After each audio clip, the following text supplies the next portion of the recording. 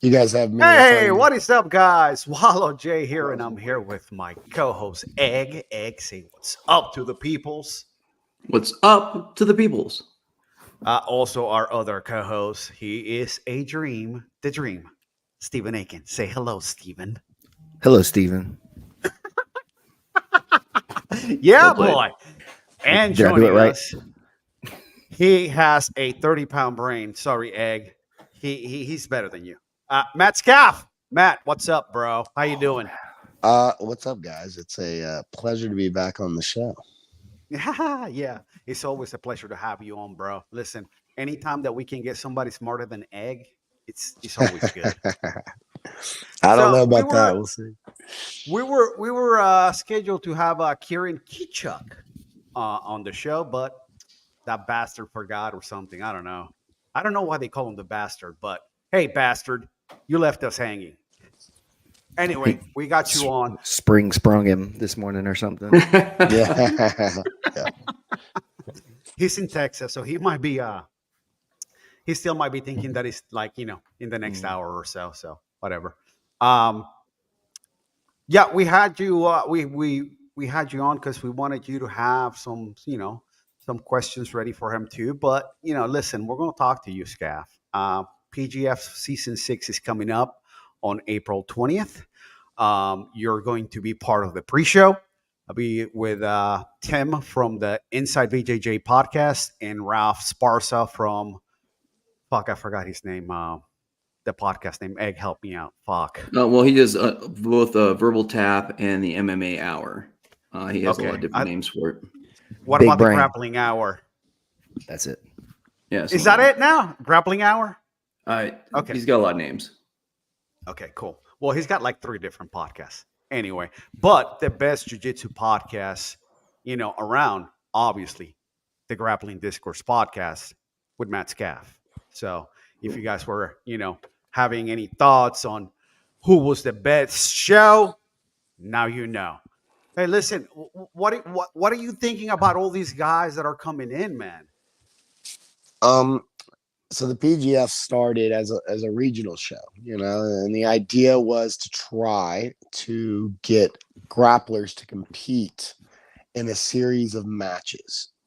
And the biggest reason for this was to just let guys know, like, okay, you could have a poor performance on day 1, but 3 days from now, you can show up and put on a performance of a lifetime, and that's just the way athletics work. I mean, some days LeBron James shows up and he's not the best player on the court. I mean, there's been games the other day, Steph Curry, 7 points. I mean, he played absolutely terrible, and he's one of the 10 to 15 best NBA players of all time, and it just happens. And in grappling, a lot of times with these one match offs, you don't get to see the best of guys, and a lot of guys don't get comfortable, and there's way more nerves because if you lose first round, you're out. And so we saw this on the regional scene, and it just went super well. Super successful, and as it's grown, and especially with Zoltan, coming along and finding the PGF, which is kind of weird how some famous rock star ends up finding the show, right? But with his involvement now, the show has went worldwide. It just went from like regional show, and there were a couple. I mean, obviously every season we'd get guys from the other regions. We'd get some West Coast guys. We'd get 1 or 2 West Coast guys, 1 or 2 Northern guys, and then maybe a dude from Texas or like kind of the Midwest. But now the show is truly national. And so you don't really have anymore these unheard of, unheralded guys, which was part of the fun of the PGF. Is just there was always, a dude like me who's super deeply involved in grappling and that follows the sport very, very closely. There was always dudes about. I mean, half the show would be dudes like I didn't even know. So last season I was a manager. My role's always changing now in the PGF. Last role was a manager, and I didn't even know half the guys. I mean, I just didn't do really any research really before going. I mean, it was the day before I was asking Jackson Spry or hey, like, kind of like, what are you thinking? Because I knew Jackson had done tons of research. Well, that's not the case this season. These guys are all household names for the most part. You have some of the best grapplers in the world. A lot of these guys are ranked in the top 20 by Flow Grappling. A lot of these guys are contenders to medal at ADCC coming up. And so this season is really, it's going to be a lot different in the aspect that we're going to see like the highest level of grappling. And so the days of the PGF being kind of a place for a blue belt to show up and do really well and make a name, a guy like Kevin Buring, those days are over.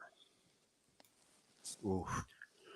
I mean, he had only been grappling for about a year before season 3 when Kevin Buring made his actual appearance. And if we remember correctly, Kevin Buring actually was a white belt when he won the qualifier down in Jacksonville. And so at that point in time, Sean Applegate from 10th Planet Atlanta had to give him his blue belt because it was just like a sandbagging crime to at least not let people know he's at least a blue belt. But you've kind of made the point, Skaff. I mean, I've affectionately called you the voice of the PGF. Season 1 through 4, it was always you. You and Lindsay helped on there season 3 and 4 with you. But it was always you and you calling the action. So I guess the big question for you now, how has the PGF evolved from season 1? I mean, you've been there, you've seen everything. How has it evolved since season 1? The biggest evolution of the PGF is, to me, first realizing that Brandon stumbled upon a rule set that works and that makes super exciting matches. And so not a lot of changes needed to be made. The last season, we did have a couple of really boring matches. And, Fedor is a guy that a lot of people were really interested in watching and compete. And he did have a couple of amazing matches, but Fedor also put on one of the worst matches in PGF history last year. It's just, we got to call it what it is. His match with Elijah was terrible. And the evolution for this upcoming season is the stalling call, and every season there's been slight tweaks. We're not changing the scoring. We're not changing the match length. We're not changing any of that. But there is going to be aggressive stalling calls. And we saw in the qualifier that if you don't engage, you're going to be put in a really bad spot. And there's a chance that you're not engaging is going to lead to you getting your back taken and choked. And so that's the big evolution. And I'm really excited for that, and I was telling the guys, because there were some people that were kind of miffed a little bit about that. They were like, man, Brandon called the stalling call too soon. They just didn't feel like it was warranted. I would rather see super aggressive stalling calls than the lack thereof, so I would rather see a guy, if it's going to lead to more action, then who cares? I always think of the PGF as a spectator sport. And so I want to be entertained, that's what I want to do. I want to watch these matches. I want to be entertained. And for the most part, the PGF has always been super entertaining, but over the years, we can all think of matches that just didn't live up to the hype, and matches that, I don't want to say ruin the show, but if you have enough of those, it does ruin the show. And so I would rather see people get choked, or just like get put in bad positions right away than we're going to spend 3 minutes and this guy's going to dance around the guard and we're hoping he engages. But the issue is you don't know what's in that guy's mind. And so you might be going, well, we're just giving him time to work and find openings. Well, we've given him 3. How long do you need to give a guy for him to start attacking? And this season, we're just going to really take that away. We're going to force guys to go in there and battle head to head. And so if people are wondering about the rules, they are on pgf.world, the website. So you can go look at the stalling rules themselves. As Skaff was talking about, we saw that in the qualifier. If competitors don't take it to the ground in 20 seconds, a literal flag will be thrown. Obviously, Steven, season 2 competitor, what do you think about the new stalling rules and how they've been put into place in the qualifier? Do you like it? I think I'm dude, Skaff, you just said something right then that really made the point, I think, in a big way. And it's one of the things I think philosophically as a coach and as a jiu-jitsu martial artist myself, I think is I don't know. I don't want to. It's a struggle, I guess, to kind of separate the two things from where it's like a PGF is a show. It's an entertainment avenue. It's for that. That's what it's built for. And we're just using jujitsu as the thing, or the grappling as the thing that's the entertainment. That has traditionally not been the case for jujitsu stuff or for martial arts stuff or whatever. It's always been more slow, the longer rounds to give guys time to work, and 10 minutes or 15 minutes or 30 minutes or unlimited time limit, to flesh out like what's the best, or who's the best or whatever. And I think this is gonna it turns it. The stalling really turns it, or the calls, to where it's now not necessarily the most tactical battle overall or whatever. Is going to definitely be, cardio and conditioning based and athleticism based a lot, which is exciting, which makes it entertaining in those ways as well. So part of me, like the purist, doesn't really want to see a bunch of stalling calls early and making people jump outside of their jujitsu or whatever. But then also I agree, and even myself personally had a couple matches during that season that I wish I could get back, because it kind of just ended up being a bunch of like non-engagement, and that wasn't really the intention, though. Kind of like you said, is like in my mind I'm thinking, all right, I'm going to get through when I find this opening, but now there's 3.5 minutes down and there was no opening. Now what? Do I keep like poking around for the opening, which is traditionally what you would do if you're, had a longer time frame to work with. So like I think it's good. I think I just got to kind of get used to it myself, as far as like the way that it's going to change it. But I think if you want to go back to one of the early quintets, I think when they really first started those, they had a couple of them where they were really pressing hard on the stalls, and you could see the action really, really start kicking up a ton as those referees were giving those warnings out. So I think it's going to make it really, really fun. And I think we're going to see some guys do things very differently as the week goes on, because these guys that are inexperienced in the rule set are going to probably still be playing their poking and prodding game a little bit more, and then realize it was too late to get the points they needed on some guys they should have scored on. So I think it's going to force people to score when they should score too. Like, you won't get a draw with a guy you're supposed to dunk on now because you get lulled into a slow match with someone. Well, I think it's great because, I mean, if you go back to, 10 years, 12 years ago, when like shows started popping up and you watch a gi show, and these 10, 15-minute matches, and they were brutal. Like, there was barely any submissions. Everything was just like they were hand fighting all the time. Nobody was going to the ground, and you're like, "What the fuck am I watching?" Yeah, it's like some of these Who's Number One shows that have came out in the last year or so are just almost unwatchable, because they all go to the decision and they're trying to get the eke out the win to be the champion more than to like showcase their skill set in whole. Well, I agree. Think about it. It does take a little bit of the martial aspect out of the martial art, because to your point, if this was like really a fight, to the death, you're going to be careful. You're going to cook somebody. You're going to pick your spots. But it's not as much the martial; it's more the art. Because, as you said, the PGF is for all the fans, not just the practitioners. Not just the people that go and do this all the time, and maybe they can appreciate, gaining an inch here or there. This is for people to see people get dunks, to see competitors really flying around the mats, getting to those positions, forcing the action. That's what all the PGF is about. That's why we have 6-minute matches, to force the action. That's why if it's a draw, it's a loss for both, to force the action, because we want this to be fun for everyone. I mean, go ahead. Well, I'm always I feel like I'm always slightly responsible for changes, like I'm behind the scenes, and obviously, I see Brandon all the time. And and so I was telling him this. I was like, look, if you look at the evolution of basketball, for instance, basketball as a sport has changed dramatically, especially with the shot clock, right? The shot clock has changed everything, you know? So guys, now with the 24-second shot clock, you have to be able to get your offense off.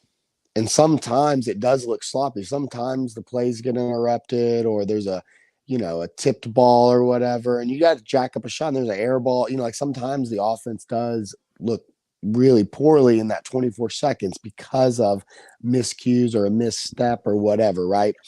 But prior to the shot clock, some of those games were unwatchable. And especially if you look back at the history of basketball, there's some really famous games, like Duke, North Carolina has always been obviously a very popular rivalry. Well, there were some games where they would run 4-corner offenses. Yep. And so if you didn't think that you could beat a team talent-wise, you would just try to hold the ball as long as possible. And some of those games would be 19-17 because you'd be trying to limit the scoring as much as possible, and you were trying to only go for the perfect shot. And so you would just pass it around the corners of the basketball court, but that is unwatchable. Nobody wants to watch that. And so the same thing, this isn't a Musashi, this isn't pure martial where it's like, this is no time limit Gracie style where we're going to try and drown this guy out in the middle of the ocean. And we don't care if that takes 6 hours. We saw that at WNO. We saw the no time limit thing. It doesn't work. It just doesn't work. I don't care who you have. Nobody wants to watch a 30-minute match. We want to see 6 minutes of pure entertainment, and these athletes need to get in their head that, again, they need to take this is bad. Like, you're going to have missed shots, you're going to have miscues. And I understand as an athlete, I would hate that. So I'm with Steven. Like, if I was competing, I would hate that because it would make me uncomfortable. It would put me out of my rhythm. It's just not what we're used to. But with what we're used to, that doesn't work that doesn't make jiu-jitsu mainstream. You know what I'm saying? Like, we all have to change. You got to kind of leave the ego. You got to leave your, I'm going to list, or this guy's not going to tap me.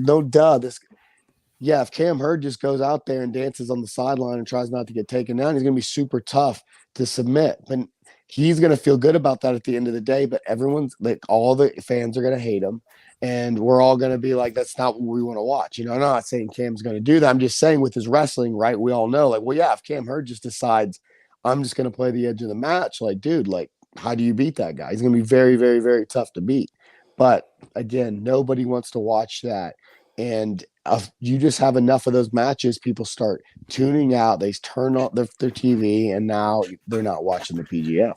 Dude, you mentioned that Cam Hurd. I think last season he was one of my favorite guys to watch. It'd be really interesting to see if he had gotten a shot into this coming up season, like what kind of stuff he would be able to do with these guys coming in. I think he was just really, really, really exciting. He just wasn't able to close the deal on guys. He wasn't dancing on the edges and things like that. He was pushing people out of bounds and trying to keep it moving, with heavy pacing and things like that. Man, that'd be cool to see if he could get a shot into something like this with these guys. I wonder what that would look like.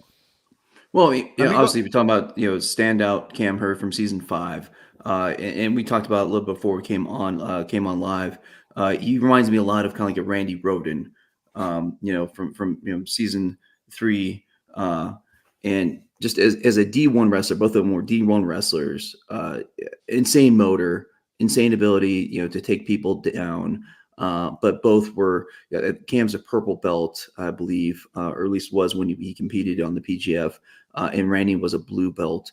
Both of them just didn't have the killing stroke. And Cam has really been a standout in the ADCC Opens. In that rule set, the rule set makes the fight, that still does favor a lot of just wrestlers, takedowns, getting points and stuff like that. But when you transfer that to the PGF, where it's all about the kill, it's all about the break, it's about the submission. If you don't get a submission, hey, you might as well not even step on the mat. So I have seen with Cam that in his latest tournaments, he has been making a big emphasis on getting those submissions. So it'd be very interesting to see how his art and his game has progressed from season 5. But to your point, Stephen, I also really enjoyed him. I think everyone really enjoyed him because he did push the action all the time. Nothing but motor. What do you think, Skaff? I just think some of these guys aren't going to score any points this season. I mean, I think Cam Hurd doesn't score. Like if he's in this, he's not scoring points. I just don't see if you struggled to score last season. I mean, that was just a couple of months ago. And now we have risen the level 3 notches. I mean, these guys are world class. You know, we're talking about world class. And so, like I said, the days of the like, oh man, like you're the purple belt standout, like I mean, Cam's going to have a very, very, very tough time finding even any points. I mean, it doesn't mean he's not going to put on exciting matches, and that's what people want to see, right? Like, I mean, he's going to be very, very entertaining. He's in the season for a reason, you know? But I just think he's going to really I just can't imagine him finishing above the bottom 5. He'd be the kind of guy I think you would want to have on your team if he made the season, because he'd blank some of those other competitors that would give zeros, to them, and maybe help you get above other people that, since you may not have to match up with him. That's interesting. I didn't even think about that strategy so much. right there. Yeah, like people, since so many people may not be scoring this season, if you have a guy on your team who is consistently blanking the other people, does that turn out to be helpful to your team overall? That's really interesting. This is going to be the lowest scoring season, and so again, some of these guys aren't gonna score. They're gonna maybe just have one submission victory.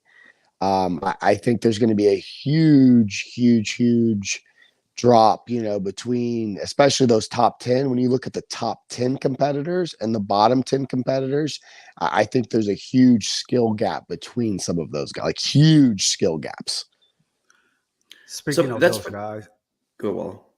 No, I was just going to ask, since we're talking about Cam, let's talk about guys from the PGF that are already in, like Elijah and Kevin Buring, David Evers. How do those guys fare against the new competition?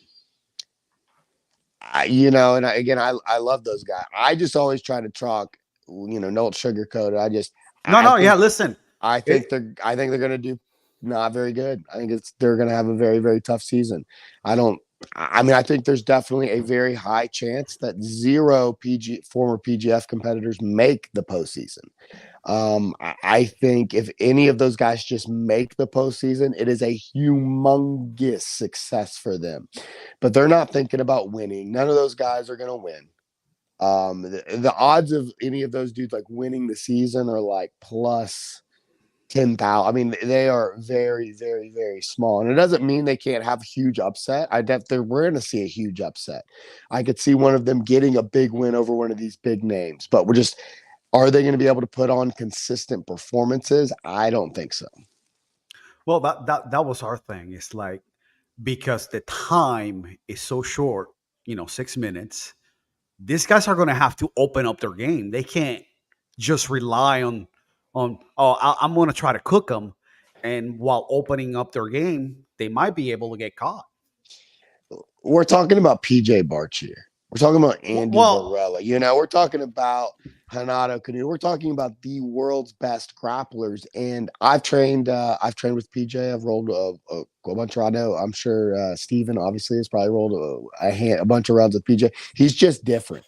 And I've rolled with some of the people. Like, it's just a completely different feeling.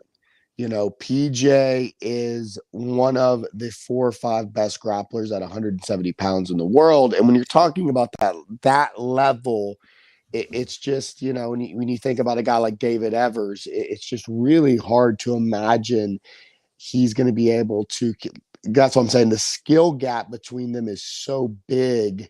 I just have a hard time in seeing an upset like that. Now, again, David's going to be super competitive in some of the other, like him versus Cam Hurd, to me is like that's a very interesting matchup. Him versus like Samson, I'd love to see it. There's a lot of those matchups. But like I said, when we're talking about those top 8-ish guys, Davis Asari, Kieran Kichuk, like those are the bastard that left us hanging. Yeah, those are some bad. We'll see in 18 minutes, man. I mean, Skaff, we're gonna have to give you the Cody Garbrandt nickname, man. Freaking Matt Low Love Skaff. Dang, giving no love to the PGF vets. he's just speaking the truth. And it's not again that not- dude. I totally, they're all awesome grapplers, and so sometimes you'll hear the harshness and you're like, oh, Skaff thinks these guys suck. No, I'm talking again, we're talking about the best grappler in the, PJ Barch is one of the 4 or 5 best grapplers in the world. Davis Asari just made it to the finals and lost to Tommy Langacker at Euro Trot. Like, Davis Asari is incredible. Now, Elijah is the one. I think him and Kevin Buring are going to be the PGF representatives that I'm very intrigued. Kevin Buring, I am very, very intrigued to see how he does this season. And so those are the 2 PGF guys that I'm very I don't think they can win, but I think they can get into the postseason. I think they can get some huge wins. And I think they can still be like stars of the PGF. But I do kind of see the other guys as more of cannon fodder. Okay, so then I guess following that train of thought a little bit with like a Kevin Buring, let's say, even we know he's got some really great skills and he's a dog for sure. What if there is such a low scoring season overall, but then like say he finds himself getting wins over some of those other bottom tiered guys like you were talking about, and the other guys keep canceling each other out, like a PJ and Canuto, and those guys keep getting zeros against each other because that's really hard for them to score on each other in 6 minutes. And they've all had rips against each other. I think that's the scenario that I think one of those guys can creep up in there and like backdoor their way into the playoffs a lot easier than just being like a force and dominating against any of the big names. I think you pick off the right people, and you may score more points than some of these other guys just like on that fact alone. Yeah, I mean, I completely agree. And again, Kevin and Elijah have the offensive firepower. And I just see them as, even though, David's kind of been off in Texas, like I don't think anybody's heard or seen him since the PGF. So he kind of came out of nowhere. Quadzilla comes kind of out of nowhere, out of 10th out of Huntsville, and has a really good season. But nobody was picking him to win the postseason that year, right? Everyone thought it was going to be Elijah. Well, Elijah steps out, then the field's completely open. I remember before that postseason, we all were like, I have no clue who's going to win. I think any of these guys could win on any given day. And David Evers had a phenomenal run. 3 for 3 submissions, made it look easy. And so I don't know what he's been up to in that time. And so he does have a win over Kevin Buring, but that was 2 years ago, and Kevin Buring is a different animal. So I don't know what to really expect from David in this upcoming season. He's a very, very good grappler. But like I said, I don't know how he stacks up with this season of guys. But yeah, you're completely right, because like me and Brandon were talking actually about this yesterday. He was just we were looking at the list of the competitors, and we were just kind of trying to pick out, and he was like, man, this is going to be the lowest scoring season ever. I think there will, like every season, there's always 1 or 2 dudes that separate at the top. Last season, it was Elijah and Travis, right? Mm-hmm. They were clearly 1 and 2 last season. That'll happen again this season. I think there will be a 1 and 2 that, they just happen to get the chokes. They happen to get the finishes. They'll be up here, but then everybody else is going to be fighting for those, especially 4, 5, 6, 7, 8 playoff seeds.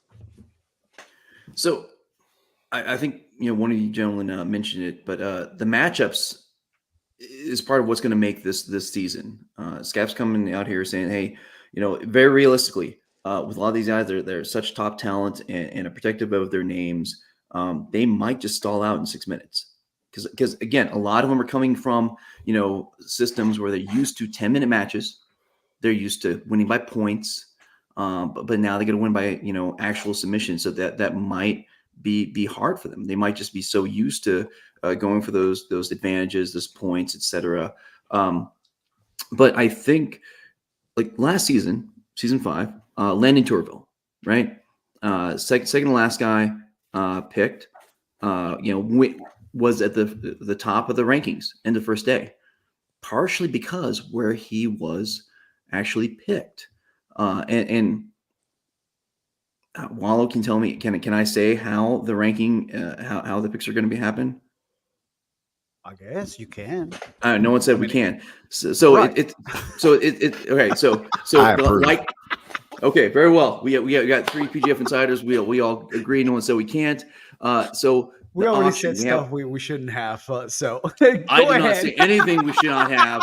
I asked permission before asking this. No one said I can't. So hey, what we saw from last season will again happen this season. So one, as Skaff, I think we all really enjoyed, the auction draft, right? Specifically, I think your part playing in the auction draft and actually turning around some of my favorite parts of the auction draft when they just spent so much money and you're just like, okay, fine, whatever. And I'm just gonna turn my back on these people. Let me put a pin right there. I did offer you more money. I did say, give him more money. I'll give you the cash, and you did. Gangster. I was telling you guys, I remember telling you guys after the draft, going in, I didn't know what to expect. And, I'd heard Epic Roll was going to spend all this money, but I didn't think it would, because it wasn't my money to even spend. I wasn't even just like, oh, okay, here's my thing. And I had a plan, but it was super demoralizing. When you just realize it's like the evil corporation that you just can't do it. They just buy up all the land and there's just nothing you can do about it. Or, you're going to the auction and you're like, okay, I really want this piece for sentimental value, yada, yada, yada. And then some rich dude comes out of nowhere and he just wants it for his collection because it's worth, that type of thing where it's like, you're like, get to your limit's end. And then they're just like looking at you like, oh, we could do this all day. And so for me, it was like, what's the point? I just got to the thing where it's like, what's the point? It's almost embarrassing for me. It's just showing how poor I am in comparison because like these guys, it sounded like they were willing to just, they weren't going to lose. And I could tell it was an ego thing for them too. Cause I could just kind of see in their eyes that like, they weren't going to lose to me. You know what I'm saying? They would have rather spent $5,000 per athlete than I think lose any one of those drafts. So. Are you still a little salty over it? You can hear it, man. No, it's weird. It's weird. It's like, again, it felt like an ego, just like they attacked my ego. And I think, just like it was kind of like I'm a big dog, they definitely made us feel like little puppies up there, like we're the little pups and they're the big dog. And we're like, but there's nothing we could do. Yeah, they're the big market team and you're the small market team. Oh, yeah. I think going in, none of us really knew, like you said, like we were all kind of speculating, would they not do that? How would that turn out if they really started spending like crazy, on their own team and things like that. It was kind of fun, but it definitely, I could see like it was just like not fair for you. You guys just were like, damn it, I'm not going to get anybody. It's like Shaq's coming up to be drafted in 1992, and only the Orlando Magic can draft him. That's it. That's pretty much how it looked from where I was sitting. So yeah. Well, yeah, it was, and it took away some of the excitement from just like the team duel, just that eventually after day one, somehow my team was the number one. And obviously, it was Landon Torval. He was the big part of that. But at the end of the day, nobody could keep up. I think then it was Nakaya's team because she had Travis who was killing it. And they had a couple of others that were doing pretty well too. And they ended up getting a couple of really good replacement players, because we needed to use a bunch of those guys last season. And but at the end of the day, the Yankees won. And if it was this season, they all would have won $20,000, which would have been which is just an insane thing to think about, that 5 guys are going to make $20,000 at the end of the season. Let's go ahead. Ed. Just to recap, what we've been talking about with season 5, the 4 coaches each had $2,500 a piece provided by the PGF to actually draft in an auction draft format their team of 5 players, and everyone really wanted Elijah, obviously, the PGF superstar, etc.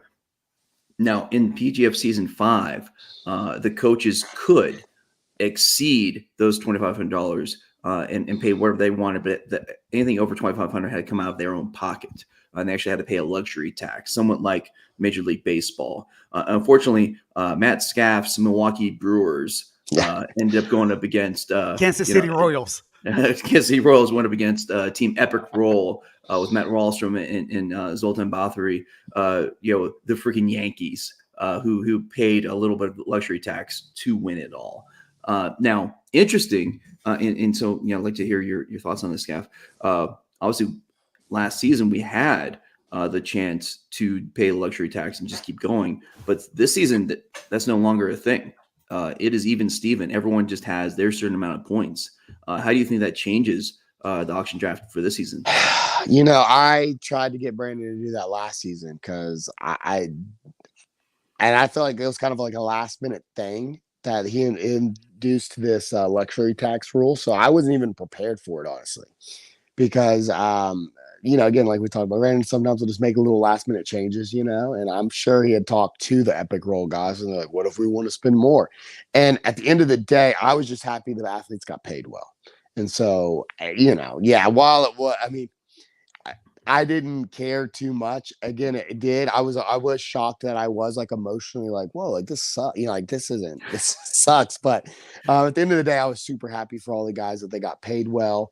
And at the end of the day, a guy like Landon only got paid $100 or $200. Like, that I get it. I know he was salty, and there were some other guys that were salty about their pay in comparison when they saw, especially I remember Travis, because nobody knew who Travis was. I remember a lot of the guys were kind of chirping like, who is this dude? Why are they trying to pay this guy?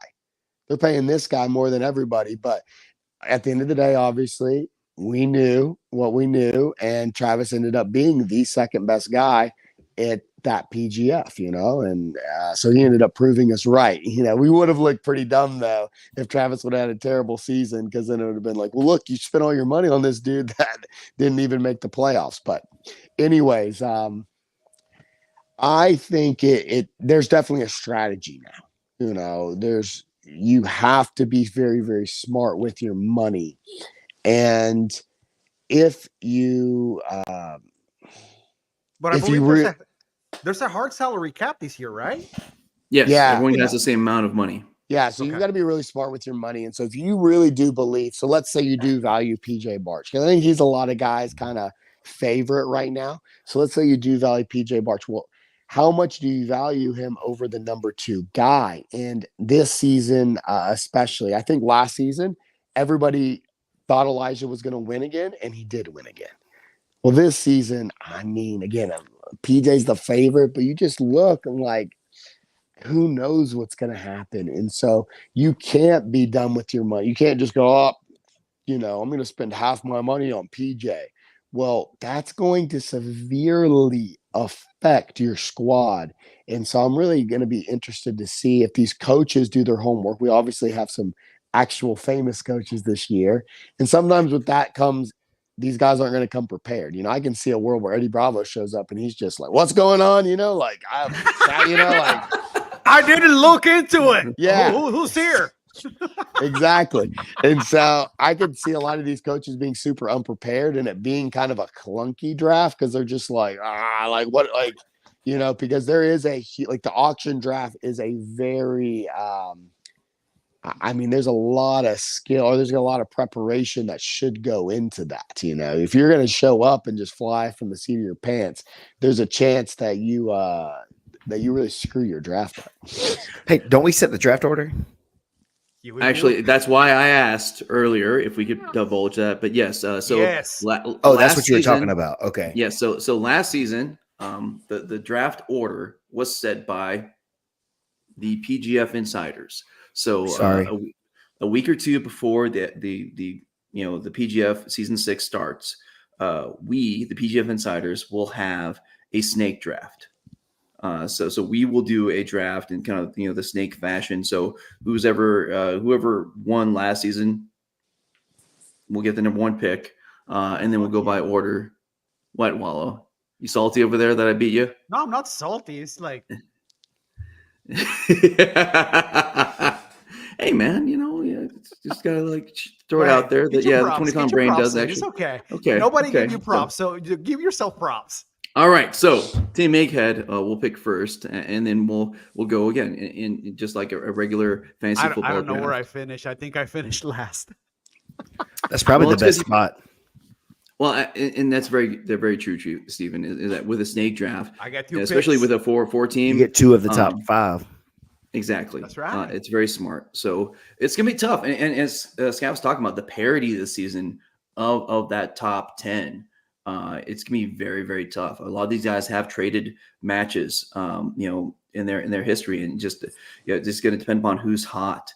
But the takeaway again is that the PGF Insiders will decide the draft order. And as I was kind of leading up to, say a David Evers that love you, David. You're a rocket scientist, and you can deadlift a truck.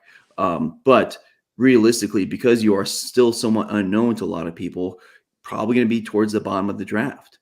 But that could set him up for success, because if you are picked, on one of those last spots, your first matches will be up against those other people that are picked later on. And so you're going to have a nicer lineup like Landon Tourville did. So again, picked second to last, but he was in the lead after the first night because he had a very nice lineup that he went up against.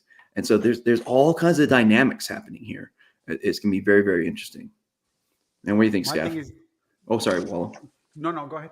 No. Well, you go first, then I'll No, I was just thinking, how are these guys gonna kind of gel together? Because in the past seasons, some of these guys knew each other because we're all from the same region, so they have an idea of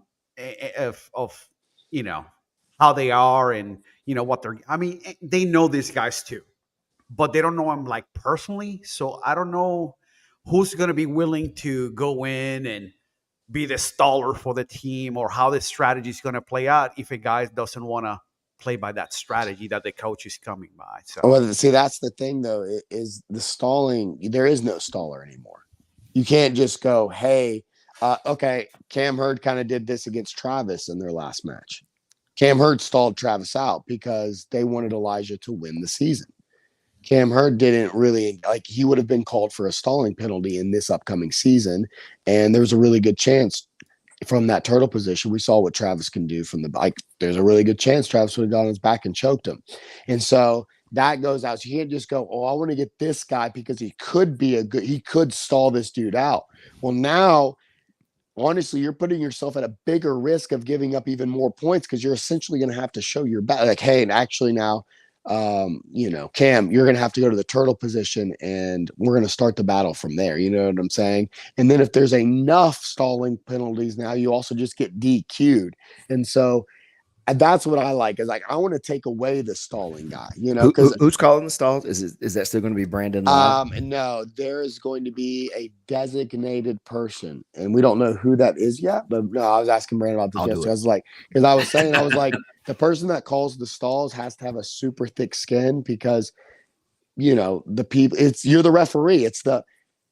Everybody hates referees. Even if you call a good game, still the other team might go, well, the refs were against us. You throw pass interference in the end zone, the one fan base loves you, the other fan base hates you, And so that guy was just telling Brandon, whoever you choose has to be thick-skinned, has to be just good. It needs to be somebody that's not brave. Yes, that's not going to be emotionally break and get butt hurt because somebody like Hanato Kanuto comes up to him and is like, oh, and yelling at him, you don't know anything. You're Dude, that's a great point, man. That is a really great point. Being intimidated by some of these guys, some of the people who've been on staff previously in certain positions, I could see, where that could get pretty testy with some of the guys. If a big dog comes up to you and starts telling you how it is, and you're like, oh, I'm just a blue belt. I'm sorry.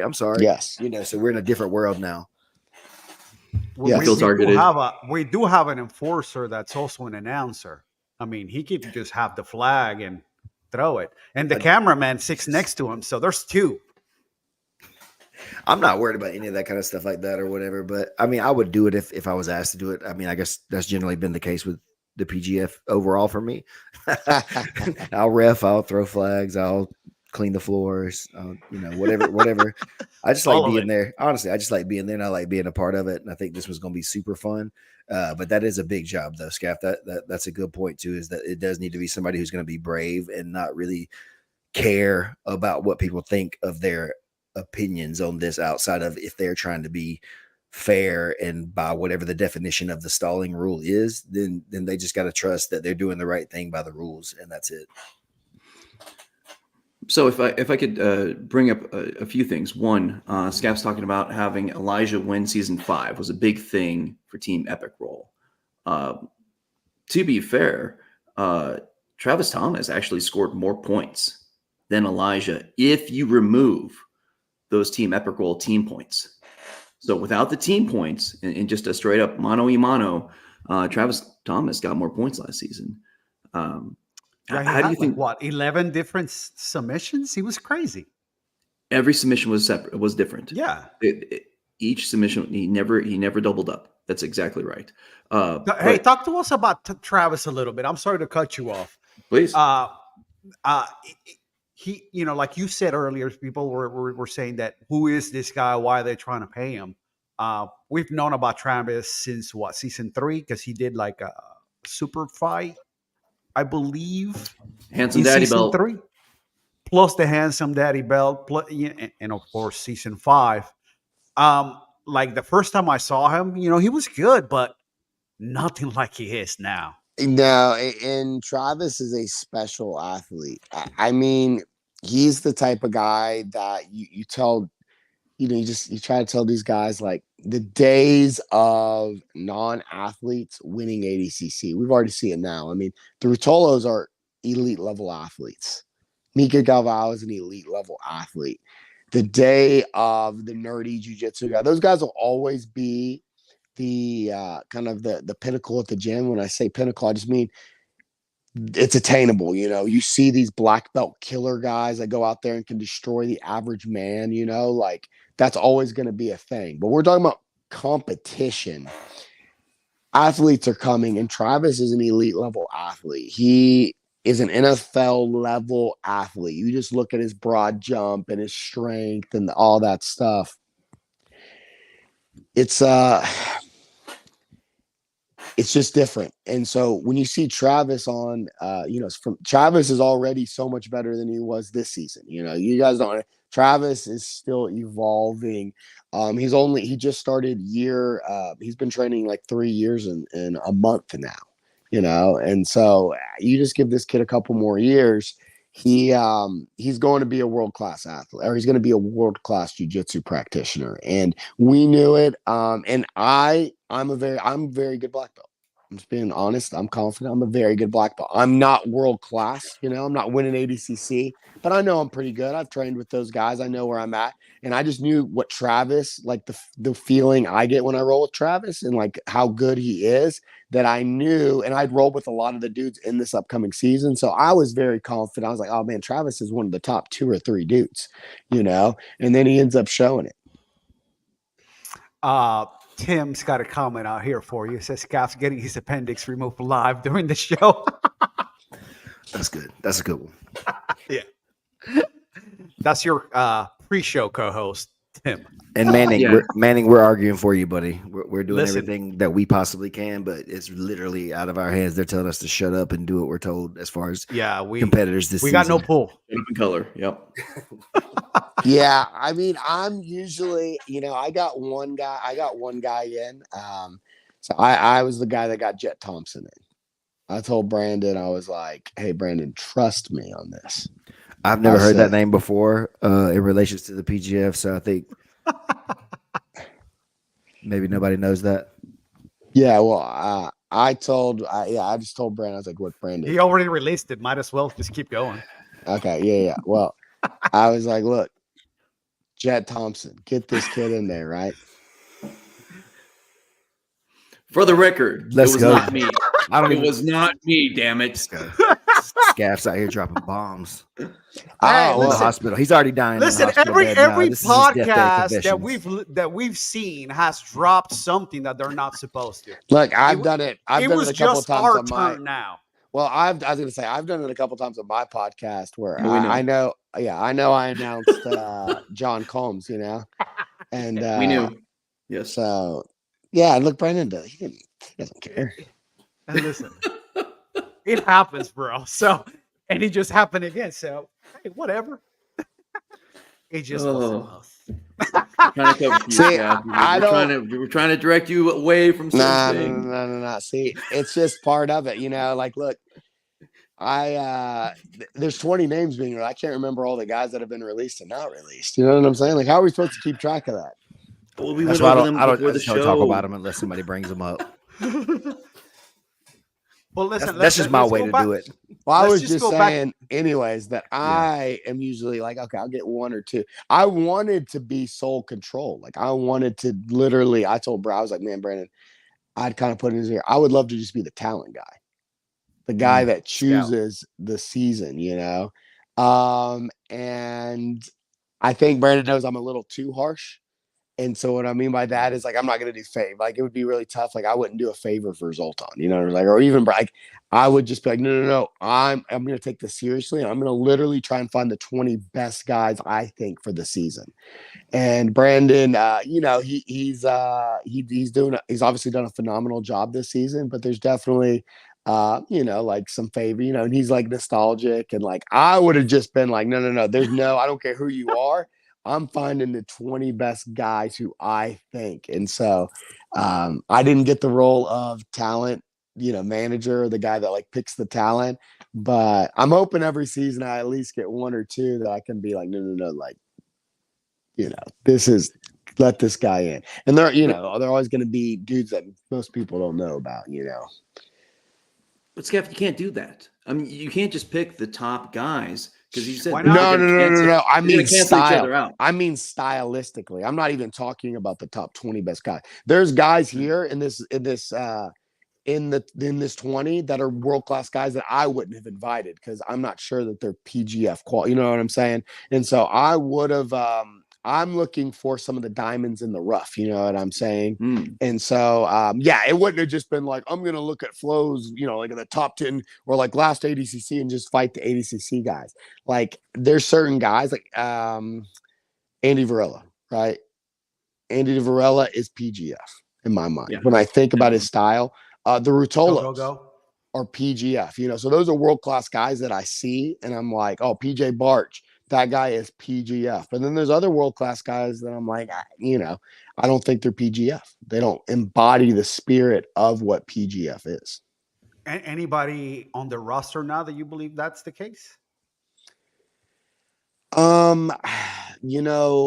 I think AJ Agazaram is a world-class grappler. He puts on super exciting matches. I just don't see how he does. Like, I think he's going to do pretty poorly this season. And he's a guy that I probably wouldn't have invited. Again, incredible grappler, ADCC silver medalist, and he's put on some great matches, and he's going to be there for the drama. I can only imagine the back and forth we're going to see with him and Elijah or him and somebody else. But there are some top, like, world-class, a couple of world-class guys that I'm like, I'm going to be interested to see how they fit in the PGF rule set. You mentioned the spirit of the PGF. They're not in the spirit of the PGF. Can you expand on like some of your thoughts about what that is? Because I think that's something that's really important, Skaff. That's what people are feeling with the PGF is the spirit of the thing more than the individual person or anything else. It's like the thing behind it, I guess. So I'd be interested to hear what you think that is too. The word avatar, I think, comes to mind. Whenever I think about what embodies, like that's the avatar. What is the avatar? And as a business, I remember, one of our business mentors, Alan Belcher, he would always talk about, like, you got to know the avatar of, like, who are you trying to have at your school? What does your student look like, And for some schools, it's going to be that, no, we want athletes. So it's a competition school. Some schools, it's going to be, you want the self-defense, And so anyways, all schools, everybody's avatar is going to look a little bit differently, right? Well, the PGF's avatar is, to me, Cade Rutolo. Cade Rutolo is the jiu-jitsu guy that I think about. Like, he is the PGF. And if I could get one athlete to just do and be the face of the PGF, it would be Cade Rutolo, because he is a warrior. And I think that's what the PGF, like, you have to be a warrior, somebody that isn't afraid of the fire, that's willing to jump in. You have to be brave. You have to be a brave grappler to do the PGF. And if I've seen you have a boring match one time, then that shows that I've never seen Cade Rotolo not be on the front foot. Even in matches that he hasn't won, he has never been scared. He's never backed down. And that to me is a PGF grappler. The moment I see you skirting on the outside and being willing to have a boring match, I know that you're capable of that. And I know that deep down that's in you. And I know that you're not PGF. And it doesn't mean that you can't be super exciting and everything. So I should say, good, you're gonna have a boring match. I just know that you're capable of that. So when I think of again the PGF grappler, it's Cade Rotolo, and I want guys that embody that, like Dorian Olivares. He's another kid that I think about when the lower weight classes come down. Like he's PGF in your face. 17-year-old kid? Yes, yeah, the 17-year-old kid. That's just he went the way he went at Johnny Grippo. Is what I like. That is the PGF. Right on. Hey, going back to Travis, because he's a homie. How do you think if he could make 170, how do you think he would fare in this season? I think Travis would do very well. Travis would probably win. No, I'm just kidding. Travis is one of my all of it. Travis is one of my best friends, and obviously he's one of my students. And Travis, I think would be on the edge of making the playoffs. He'd be one of those in the Kevin Buring, in the Elijah, where they're all three very, very talented guys that are trying to be world class, can beat world class guys, but can also be beat by world. You know what I'm saying? And so I think Travis would. And the thing about Travis is the chokes, and that's what helped him last season. That's what helped him seasons prior. He's got so many different chokes, and they're so weird. He can throw up these crazy triangles. He's got dark chokes. He can take the back and rear naked choke with the best of them, and that just helps out, because you get a 6-pointer. Maybe a guy like Kieran Kichuk, who's going to be more of like an elbow genie guy this season. That's one of the best leg lockers in the world. If Travis gets a couple of chokes, well, that could surpass him. Even if Kieran gets more wins, Travis could surpass him just because of the chokes. So I think Travis would be in that. Like, I would have been shocked if Travis finished in the top 3 this season. Like, shocked. I think Travis is capable of that in the future, but not this season. So if I could, we're going to see Travis win one of these. Look, guys, things I'm always honest, even and again, I think Travis is, the potential of Travis is incredible. And even Travis surprised me last season. I mean, he was phenomenal, just absolutely fun. I knew he was going to do very well, and I knew he could win the season, but he really was a star last season. I was blown away by what he did. So listen, I got a lot of compliments out of his pictures. So yeah, he's a superstar. Dude, he is, man. He's just cool too. He looks the part, and that's what I tell him. I'm like, dude, you're going to be a star one day. If you can just keep grinding, you're 27 years old. You've got the next 15 years to grapple. Yeah. We start getting you on the sauce when you're about 35, and now you have 35 to 40 on the sauce. Like, dude, you've got the next 15 years to be an elite level grappler. If you just keep grinding, and something magical happens at the 7th year. I was telling him, there's something about that 7th year. I think it's the hour thing, right? Where you ended up getting near that 10,000 hour mark. And I saw it with Gordon Ryan where, Travis has beaten black belts and done really well so far. Gordon did the same thing. And, you see a lot of these other guys, but Gordon didn't really become the man until he'd been training 7 years. And I look at Kevin Buring much the same way. Yes, Kevin Buring is going to get good results, but just wait till Kevin Buring's been training 7 years. When Kevin Buring's been training 7 years, that's a scary, scary, scary dude. Same thing with Travis. The thing Travis has over at Kevin Buring is Travis is an elite level athlete. And that you can't teach that. You can't just get a guy to do. Travis jumps over a 10.5-foot broad jump without even training for it. You know what I'm saying? Like, the dude's a freak of nature. He hang cleaned 275 the other day. And again, he doesn't train for it, like he can just do things that regular jiu-jitsu guys can't. So when the PGF comes back around to his weight class, I'm super excited to see how Travis will compete against a higher quality of opponent. What are we doing about his nutrition? Because, eclairs after a weigh-in is not good. I mean, dude, Athlete's gonna athlete, bro. well, John Donahue said he's never seen a diet that made the difference between an athlete, and I don't agree with that, but he says it. Travis, he can run off of. Travis typically does have one or two good meals a day. He will eat the salmon and the rice and stuff, but then he'll also have 3 eclairs. So, his metabolism's crazy, man. So if I could, season 5, it seems like we really dialed in the team points.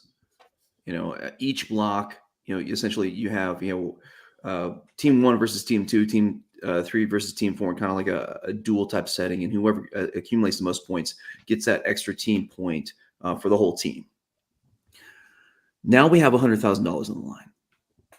How does $100,000 for the regular season winning team, how does that change things? It changes everything. You're talking about a house payment. I mean, like a down payment on a house. You're talking about a brand new car. You're talking about, hey, I want to go move to. I'm Kieran Kichuk, and I just moved to Austin. Well, $20,000 is gonna, you talk about for the next 6 months. He's gonna be feeling pretty good about himself when he looks at his bank account. And so it's gonna come down to the coaches, obviously. And this is actually, I'm more interested in, are the coaches, like, is Eddie Bravo going to feel like he has to pick only 10th planet guys? Does Andre Galval feel like he has to pick, his guys?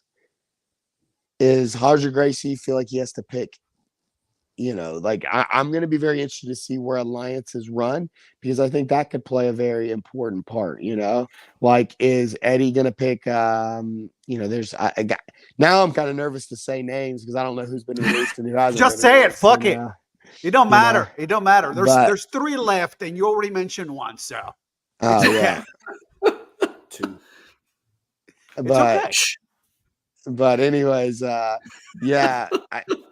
I'll just be interested to see like how, does Eddie just pick his guys? Because that's going to tell the season. And then obviously we know that the value picks, right? Like the Elijahs and the Travises, they're going to score their points. But what won it for Epic Roll was the supporting cast. The supporting cast needs to be there for you to win $20,000. So, let's say that you're a coach this season. How would you go about it? I honestly think I think PJ Barch wins the regular season. I can't imagine he is the best guy. I look at it. So he would be your first pick. For that. I think Andy Varela is now when it comes to postseason, Andy can beat PJ for sure. I just think PJ scores more points than Andy. I'm a humongous Andy Varela fan. I like Andy. I talk to Andy every now and again. And so, I always know, especially with the way I talk, that I can like offend people, hurt people. They're like, I can't believe he's, but I do think PJ Barch would be my number 1 guy. He has ties to Andre Galval. He has ties to Eddie Bravo. And so I'm like wondering, like, if Andre gets, is he? I didn't even think about that, dude. They do cross train a lot now. Yeah, and like I know PJ's trained a bunch with Andre. So I'll just be interested to see, like, will that be Andre's first pick because he knows PJ super, super well? And obviously Eddie, like, is he going to like try and get him? But for me, if I'm coach, PJ Barch is my number 1. Andy Varela. Who are you picking, kid? Sorry, Skaff. Sorry. I'm not interrupting. Skaff, please go. Yes. I'm very rude of you. Andy Varela is number 2. I think Davis Asari, Kieran Kichuk, and Max Hansen are the next 3. And I could see Davis Asari being having a phenomenal season. I could see Kieran doing very well, and Max. But I would actually probably value Kieran. I don't know. Kieran and Max to me are so close. I probably have Davis at my number 3 spot when I look at it. Canuto to me is too much of a wild card. I think Canuto is one of the best grapplers in the world, but he's an arm lock specialist and he takes a while to get going sometimes. I think he's going to get some draws against some guys that he probably shouldn't get. And so I probably wouldn't invest in Canuto with I probably wouldn't get Canuto unless it was just like, oh man, everybody else feels the same way. I'm gonna just steal Canuto, you know. But I look at those are my top 5 when I think about it. It's like PJ, Andy, Davis, Kieran, Max, with PJ and Andy being 1 and 2. It's really tough. I mean, because as you're talking about, who are the PGF people? Who are the people that are going to go out there and get the subs? Has their killing stroke been dulled because they've been doing different competitions where, you know, referee's decision mattered, where you get away with that, or at ECC where the grappling itself, you know, the takedowns and just, you know, you win by 2 points and that's how you win. Who has been lulled into that type of situation? So to your point, like somebody like Davis Cesare, he's just a killer. He goes for those subs. That's how he wins. And he's on fire right now. I mean, PJ has a win over him, obviously, that main character. He'll hook Davis. And I do think PJ is better than Davis still. Like, I would still rank him there. And I'm talking about regular season. I think postseason, anything could happen. Anything can happen in the postseason. Canuto could easily win the postseason. I think Canuto's. We're just talking about pure. So again, I'm talking about PGF. We're talking about pure grappling. Andy Varela could be the best guy this season. You know what I'm saying? I might change the order around. He's beaten PJ in the certain rule set. Like ADCC, I might choose Andy. I probably would choose Andy over PJ. Just like, hey, who's going to win that match? I might go Andy. You know what I'm saying? Hanato Canuto, same thing. You know what I'm saying? But regular season, I just think about firepower, and I just think PJ Barch is probably the best submission specialist in this season. And yeah, he's definitely the dude. Like, I would spend up to half my money on. I don't think there's anybody else I would spend half my money on, but I would spend a lot of money on PJ Barch because I think he's going to deliver. But postseason, again, anything can happen. Again, Canuto could win that postseason easily. Max Hansen, I mean, what he did at freaking Enigma the other weekend, yep. Yeah, like, dude, he could easily win. That was at 185. The dude beat a who's who of dudes. Like, he could easily win it. Again, any of those dudes could win it. And so champion, like, I look at the regular season as something that's super special. And again, postseason injuries could happen, or just, hey, you're beat up from the season. Like, anything can happen. But regular season wise, I like PJ, Andy, Davis 3, and then Kieran and Max at 4, 5. And I'm not sure. I think you could switch up those dudes. You know, it's really funny because sorry. Go ahead. No, go ahead. Well, we've had this. Say the same thing. No. Well, who knows? So I think you just hit something there. You think the regular season is very, very special, and we've had this debate, if you will, on this podcast multiple times. Which do you think is better or is tougher, or what, you know, between the regular season and the postseason? You know, what's the bigger feather in your cap? Actually doing the gauntlet and winning the season, the regular season, or that finale, winning the tournament? Which is the better deal?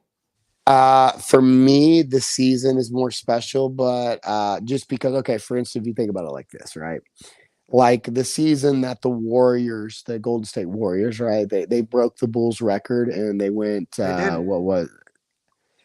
they beat the regular season, right? They do have the best regular season in history. They didn't end up winning the championship that season, but they did have the best. But they ended up losing. Why? Because Kevin Durant tears his Achilles in the finals, and then LeBron beat him in the finals, right? But the best team that year was the Golden State Warriors. You know what I'm saying? But anything can happen in the postseason.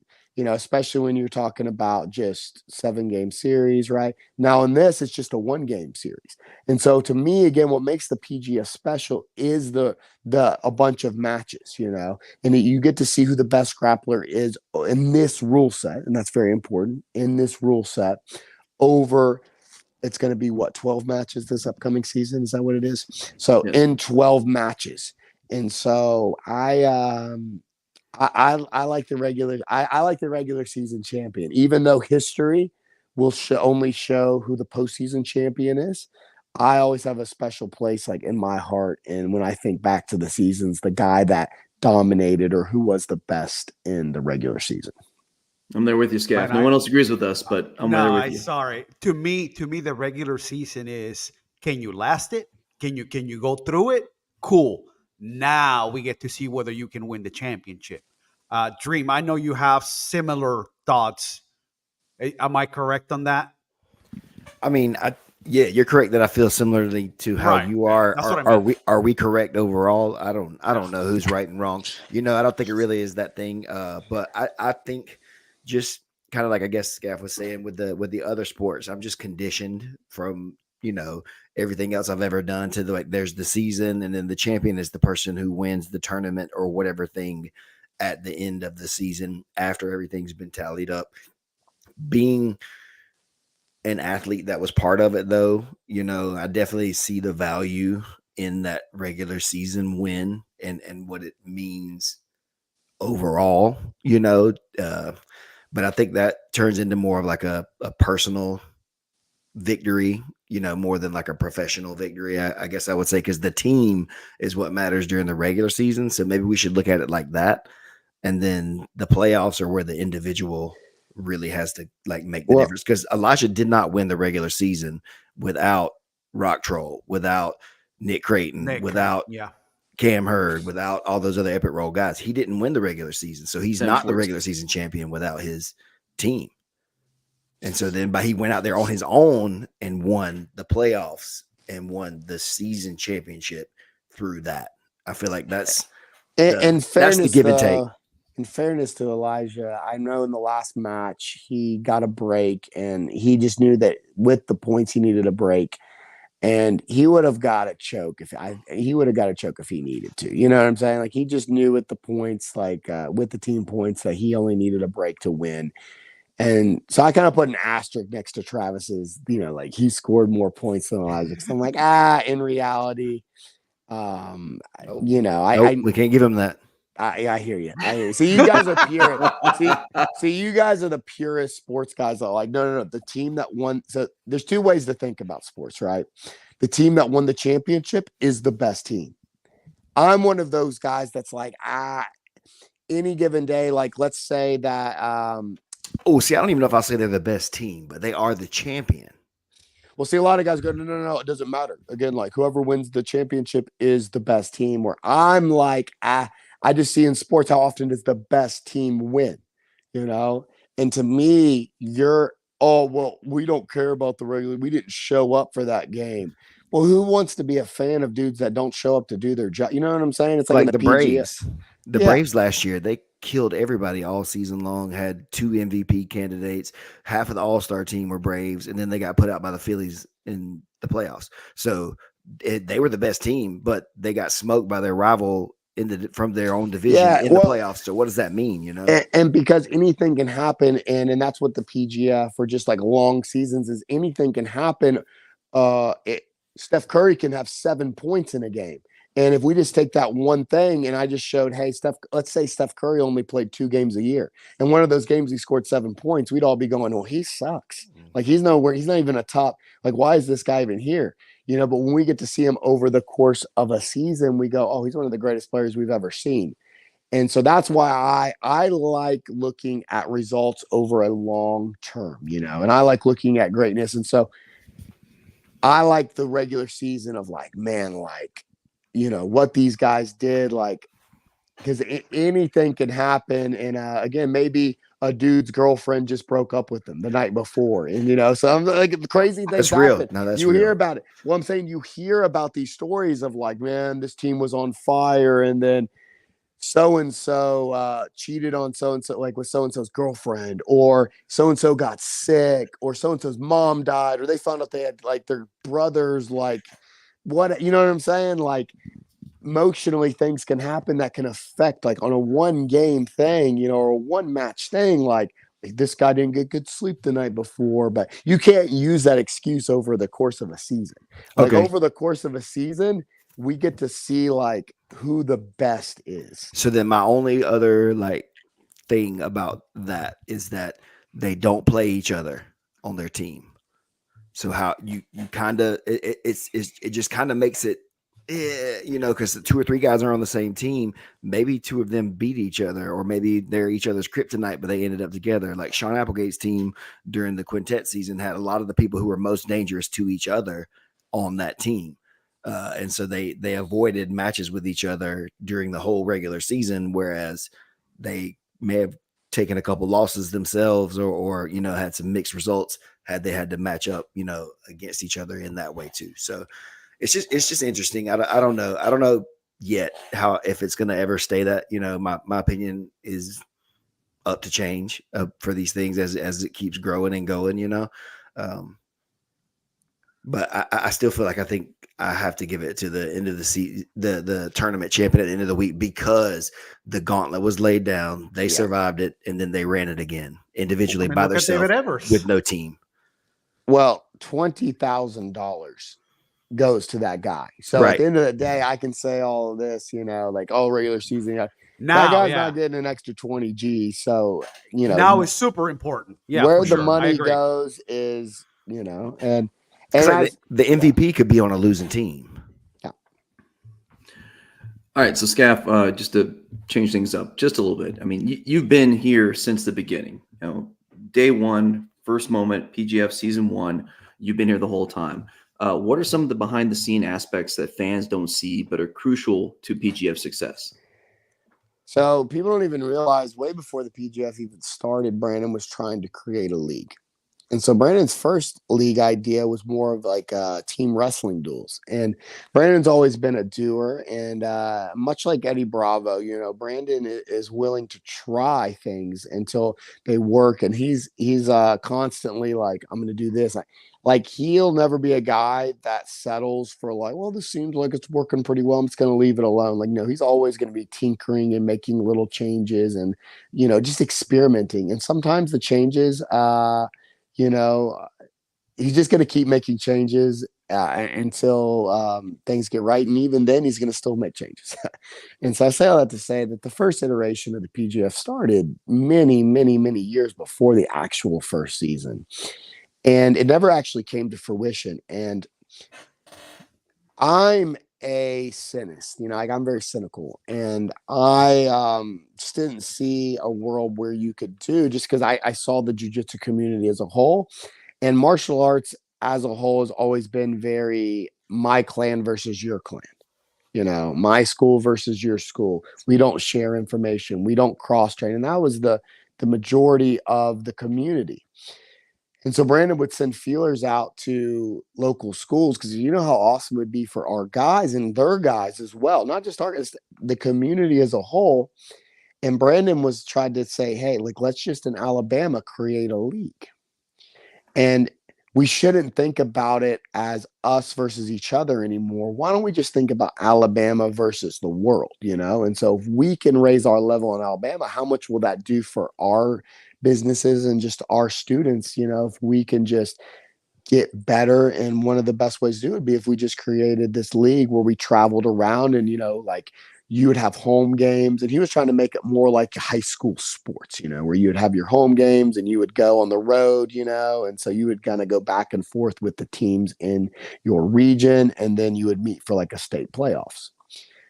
Well, that failed, and it never even got close to getting started, because there was only 1 or 2 other teams that were even remotely interested. Almost everybody else would just leave you on red, or they'd be kind of rude, like, or they'd give you some super weak excuse why they couldn't do it. And so the PGF was that for a few years. Brandon kept trying to make that work, but then the big change was, instead of making it team versus team, like, we can't rely on that anymore. We just kind of realized that that was never going to happen. And so instead, we needed to start getting individuals. And it started with the sub-only community. It started with guys that were looking for more opportunities to enter rule sets where the sub was the priority. And Brandon knew he needed something that was just a little bit different, and the big rule set. And this was something that he thought of. And I think is what's made PGF really so popular is the kill versus the break. And I thought that was genius. I had never thought about that. And I just remember Brandon coming up with that point system of like, well, hey, let's make it where, and the big thing was at the time, EBI was kind of being ruined. I don't want to say ruined, but a lot of people were getting sick of just seeing two dudes pull guard and play leg spaghetti. And Brandon did not want the PGF to look like that. He really wanted to see a variety of subs. He wanted to see guys go, and he didn't want to see like, oh, there's 15 subs and 13 of them were leg locks. Or we're going to watch multiple matches again where both dudes just sit on their butt and they're just pummeling, freeing the knee line and re-engaging. And so that was the biggest catalyst of the PGF rule set. And what we see today of what the grappling looks like in PGF is we do see leg locks for sure, but every season we see a wide variety of submissions. And as a fan of grappling, we all love that, right? And so I think those like behind the scene things and just hearing the reason behind the rule set and kind of knowing the reason why, like, again, a choke is worth more than a break has been really cool to see. And there's been times, I mean, I don't know if this has ever been publicly said, but I know, but after 2 seasons, Brandon said he was never going to do another PGF season. Brandon was like, I'm never doing this again. Mm-hmm. And I thought after, especially during the week of the season the 155 season that Reese Lefevre ended up winning, I didn't think we'd see another PGF. There was just a lot going on. So some of the competitors were a little difficult to work with that week. There was just a lot of stuff going on, and I know Brandon was super stressed. Let's call him out. No, there was season 4. I can't do that. I am very honest, but tell me. no, I can't call him out today. Hey, don't be dicks, bro. But yeah, I just know Brandon, and Brandon was like, no, I'm never doing another PGF season. And I didn't think we would see another PGF season. But then after the finale, like Brandon, the finale was a huge success. And I know a lot of people tuned in to watch. And then he, of course, got, hundreds of messages about how awesome it was. And then, he just gets back on the horse of we're back, baby. Now, I'm like an elephant, I remember everything, and I have a very, very sharp memory, especially if people have wronged me, I forgive. It's something it's something I've learned to do over the years is I can forgive and I can, do that. But Brandon has a very short-term memory, and I think that's super important as a promoter. Is because as a promoter or as a guy in his position, you're going to get crap. You're going to get shit on. Right? You're going to have guys treat you poorly. You're going to have athletes be selfish. You're going to have things fall through. You're going to have venue issues. You're going to have all these things. But Brandon has a very short memory, which is so good because he does forget those times he's been stressed with the PGF, and he can just, he has an ability to remember the good and to get excited for the future and the possibilities of it. And, yeah, like if you guys seen behind the PGF, like as somebody like me, like I definitely, there was once or twice that I was like, there's no way that there's going to be another season of the PGF. But here we are going to Vegas for season 6 with over $100,000 on the line. And the whole community is super excited about it. So we'll see, with Brandon, I never know what to expect, but he's, it's definitely been a wild ride. Between the last 2 seasons, 4 and 5 going in, I definitely felt like, all right, well, that was kind of fun. I don't know that it's going to come around again. And then the momentum like caught up again and started building. And then I was talking with Brandon and he's like, man, we're so far ahead of anything we've ever done with the PGF. Like the season 5 is way ahead of any other schedule that we've ever had. It's looking so promising. And I was like, well, shit, this is our time to like I'm going to give it my best effort this one last time to see if it's going to work. That's what I was thinking. I was like, I'm going to give it my all this one last season. And if it doesn't work, then fine or whatever. But like, I'm going to give it the very best effort to see if we can get this thing to go over, because I felt like this is probably it. If it doesn't hit this time, and if we don't get the result of whatever we're looking for as a whole, I felt like that was going to be it this season too, for sure. You got to talk about, you're talking about traction. And if I could, just for the fans out there, let's talk just a quick little sum up of PGF history. So PGF season 1, it was every Friday night live, and it had to be regional. Caleb McAllister, madman, he drove 8.5 hours every week. Sometimes he flew. Sometimes flew, just to get down there, because this was in the height of COVID. So nothing was happening by and large for most of us. Most of us didn't have a chance to train in gyms because they were all shut down. And so this is our methadone. This is how we all got together. And we loved grappling, and we actually got to see it and loved it. That was every Friday night for 13 weeks. It was phenomenal. It was the first time you've ever had a fantasy, grappling going on. It was phenomenal. And then, season 2, they changed, Brandon and Keelan, they changed it up a little bit. That was, they did a week-long format. They kind of did it like Ultimate Fighter style, where they brought in people from all over, and because it was just a week long, we had like challenges and shit.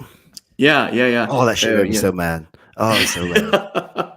But after it was over, I was happy. After we got done with the things with Lonnie, I was so happy that I went and did it. But literally Lonnie that Jones, day there, I was just like, I'm ready to quit this whole thing right now if they don't let me leave.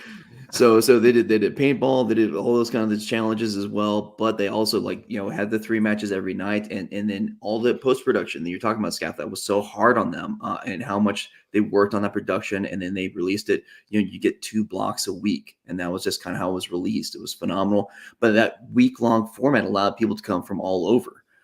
Then season 3, because it was a little frustrating, because season 2, it was, I remember Skaff was put in exile.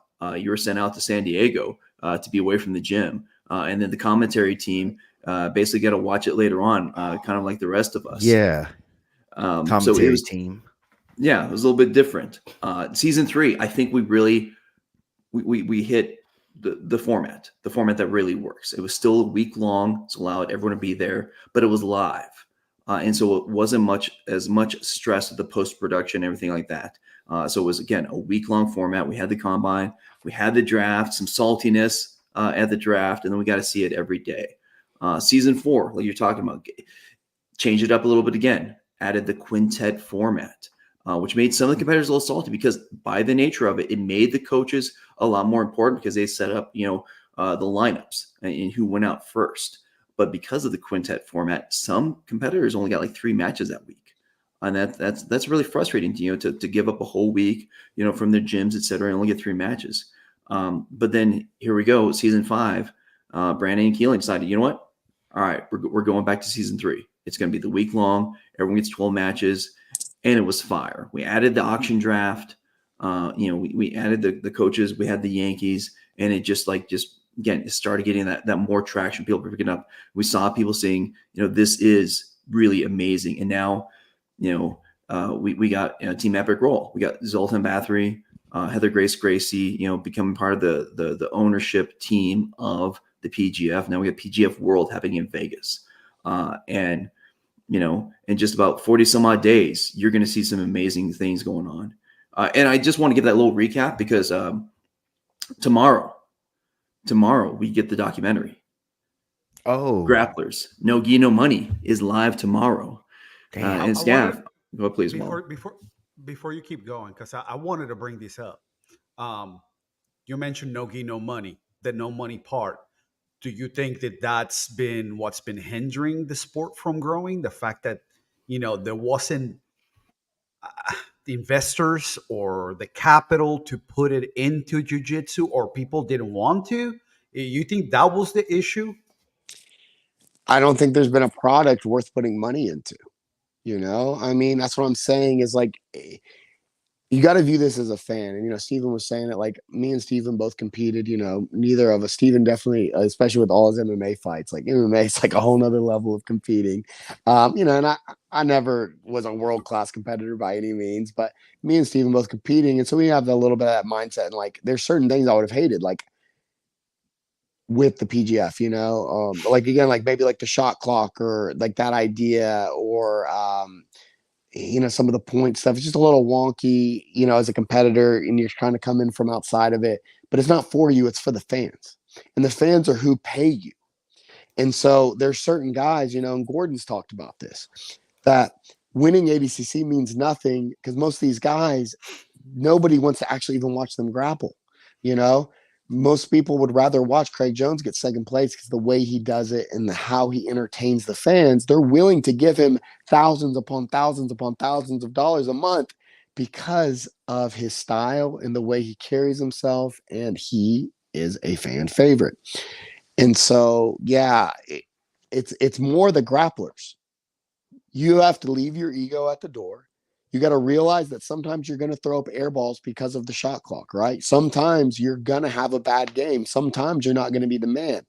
And in an individual sport like this, where we're also used to winning in, the higher belts, you're so used to dominating in the gym or maybe even your local competition circuit, who cares? The fans don't want to watch you. And just because you go home at night and go, oh, Elijah Carlton didn't tap me, or me and PJ didn't tap, like, who cares? Nobody is happy about that other than you. But you also know that you fought like a coward, and so yeah, I would say that there hasn't been, and there's I like been that certain, you called them cowards too.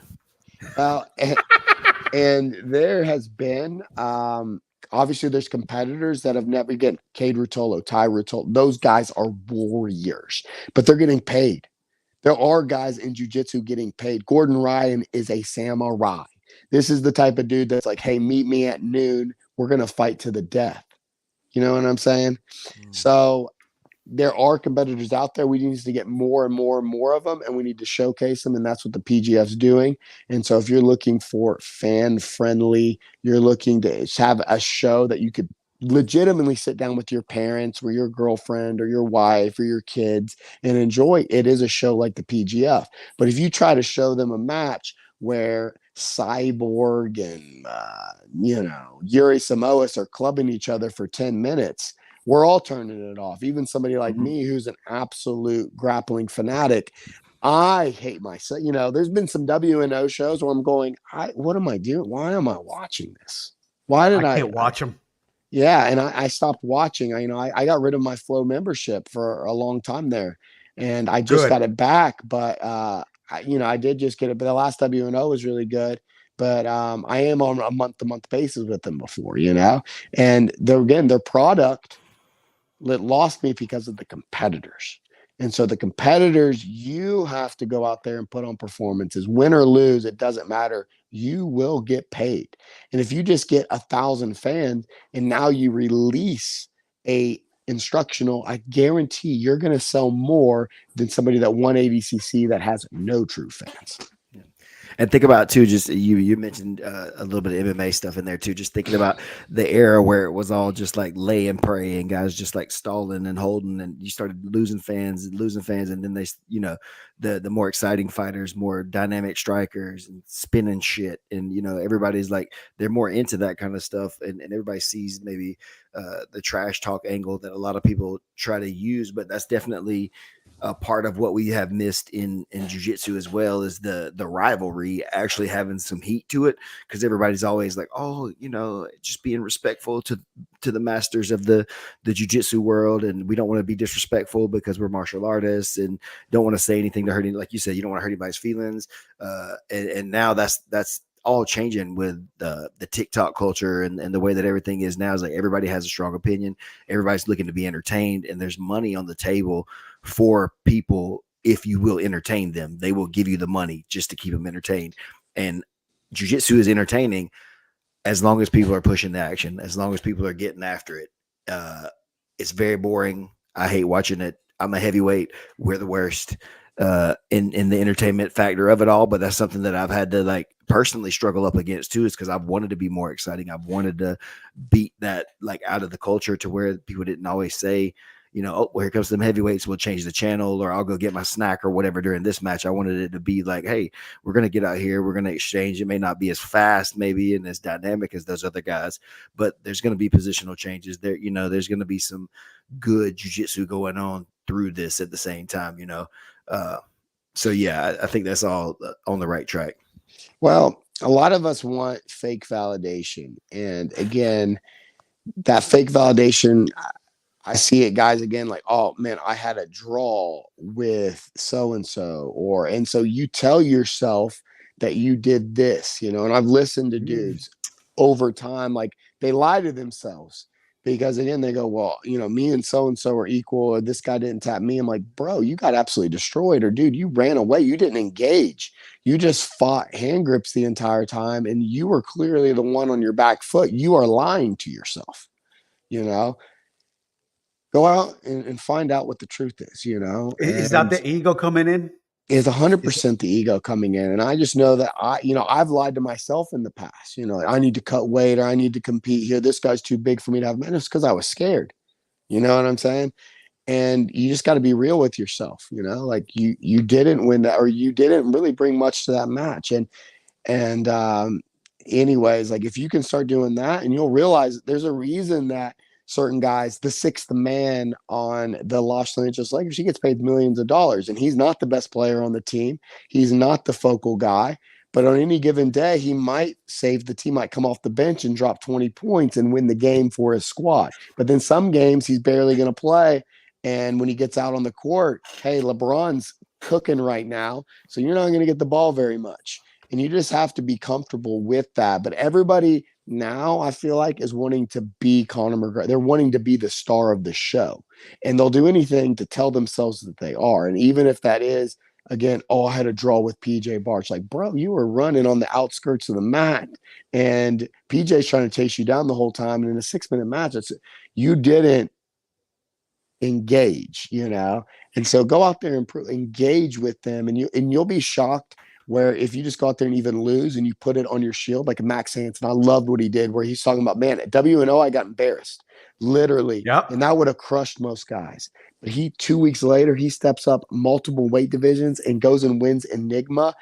Inspiring performance. You know, he's a guy that I want to root for. I want to support. I want to see him make hundreds of thousands of dollars. I want to see this guy get rich because he embodies a warrior. And yeah, like, you know, like not everybody can be MMA right now. Everybody's trying to fight the easiest fights. Everybody's trying to have this storybook, like I'm trying to be 8-0, yada, yada. But it's hurting your progress because you're not fighting. You're not finding out who's the best guy. And it's okay to not be the best guy. It's okay to be super, super good, but not be there's only one Michael Jordan. There's only one. And for most of us, we'll never be that. But you have to be okay with just being really good at what you do. And that's something I've gotten comfortable, you know, with where I'm at. You know, like I know I'm a very good grappler, but I'm never going to be Gordon Ryan. I'm never going to be Craig Jones. And the quicker we can get to there, we're like, no, you can make money though, being a really good grappler in this sport if you're entertaining and if you're authentic to yourself in the sport. Bro, that's so funny. Just like with the way this whole conversation has went a little bit, but what you're talking about right there, even with PJ being in this season, and you know, he and I are both black belts under Boogie. So if people don't know that, PJ and I are both you know, training partners from San Diego. We train together a lot, things like that. And he was the measuring stick, man. Like in the room, you know, like he was always like a level above, like you said. Like we were both brown belts at the same time, and then he got his black belt, and it was like, well, he's the first one, so then this is where the bar is, you know. And so then I have to be as good as PJ is in order for me to get the goals that I think I have for myself set. I have to reach the level that PJ is before I can get to the thing that I want, you know. But that wasn't true. You know, I wasn't going to be that guy. It wasn't set out for me to be that guy. My style wasn't his style. We were both very good, both good in the room, yada, yada, yada. But he is just levels above where I was and am as a competitive athlete and as a grappler. He's just better. And I had to accept that and get over the fact that I wasn't going to be number one. And then I was okay after, going through that a little bit. And Brandon is one of the people that I really talked to about it at the time. And he's like, well, what is it that you want? And it's, similar to what you said. He's like, I was like, I want to be the world champion. And he's like, okay, well then are you doing what the world champions do? Are you doing the work? Are you doing the rest? Are you eating, are you doing everything like that? And it's like, well, I got a family. And he's like, well then what do you want? Do you want to be a good family person, or do you want to be the world champion, or do you, and it's like, it kind of just boils down to like, yeah, I just wanted people to love me and tell me that I was good enough. That's really all it boiled down to. And it was like, wow, Bro, I love you. No, and I appreciate that. No, it just took some realization to understand that everybody does love me, and I don't have to be the best, and I don't have to be the number one guy for everybody to still love me and think that I'm good. But in my mind, I had that like all or nothing kind of thing going on as a competitor, to where you got to be number one. I got to be the best, or there's no reason for me to do it if I'm not going to be the best. Why am I even doing this? And I think that there's a thing as a competitor, you got to kind of have that, or you're going to fail anyway. You got to assume that you can be the best, or you're not going to make it very far anyway. So it's weird. You got to lie to yourself sometimes, but at the end of the day, you got to know that you are lying to yourself about some of these things. And I could tell myself that I had a really great match that turned into a draw, but then with the benefit of hindsight, looking back at it, I could say, oh yeah, I really crapped the bed during that performance. And I really wish I could take it back and not have it out there and just lose dramatically, go out there and just get my brains beat in almost essentially on the mat, just to not have that really stinker of a situation sitting out there on my conscience. I like what you said about telling yourself that, basically lying to yourself, but you also have to know that, hey, I'm not putting in the work like that dude, so I'm not going to be as good. And that's what I hate, because I hear these guys too. Like, I see this guy grinding. He doesn't say shit about being the best. He just goes out there and does it. Then there's a guy in the back chirping, talking about, oh, I'm going to do this, I'm going to do that and the other. But he's not even doing half of the shit of the guy that's staying quiet's doing. You know what I mean? So go ahead, Egg. I see you. No, Stephen, I was just going to say you're good enough.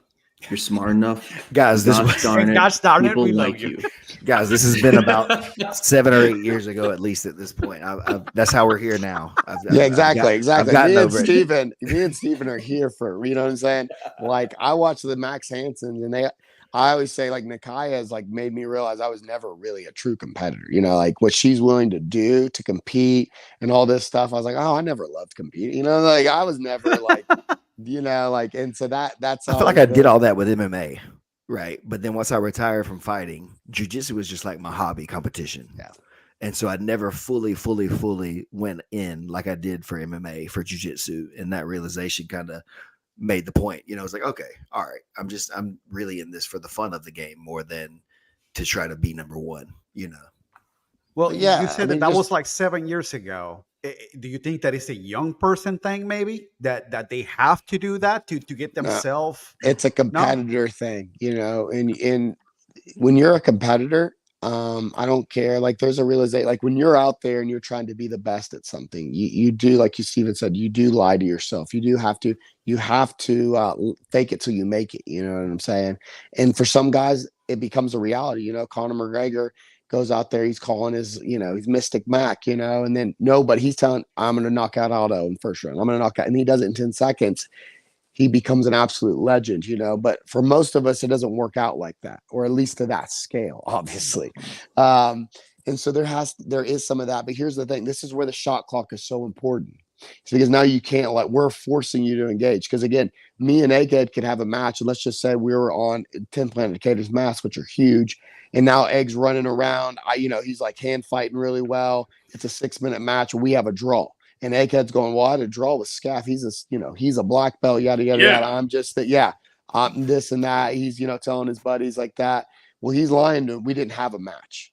You know what I'm saying? Like, it wasn't a real match. The shot clock enforces us to find out who the best at jiu-jitsu is. Dude, I never even thought about what you just said until right now, but like taking it out of the gym during the regular season made the playing field smaller. and it cut. Oh man. I mean, like obviously that's obvious, but like just thinking about how it changed things, I didn't even consider how it changed. You watch your season. There's multiple matches where you use. We took the whole mat. Yep, we took the whole mat. Can you imagine if we had that karate combat pit? You know, where like there is no backing up.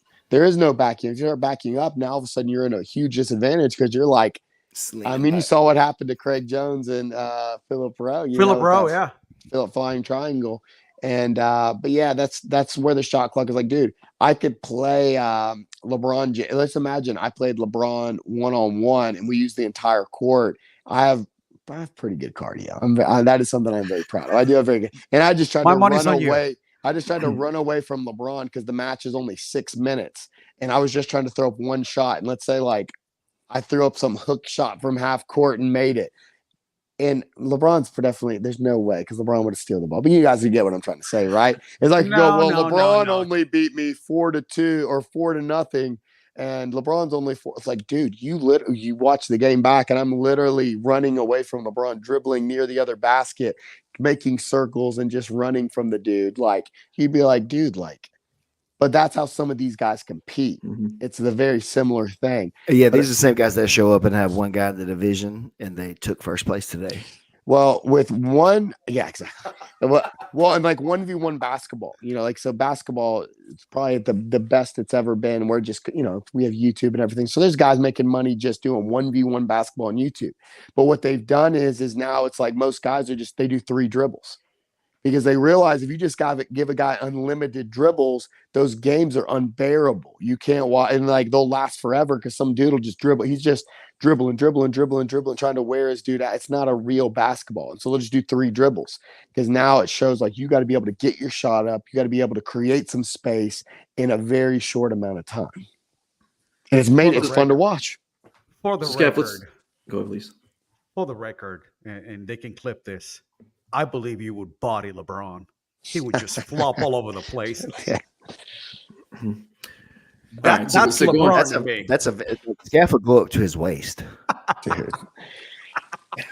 Yeah, I mean, you know, I love Skaff too, but he's just not cut out for the NBA. Yeah, no, I mean, that was more of a, you know, that's one of those like things like, you know, listen to the point I'm trying to get across. The reality is it's nothing like that. Yeah.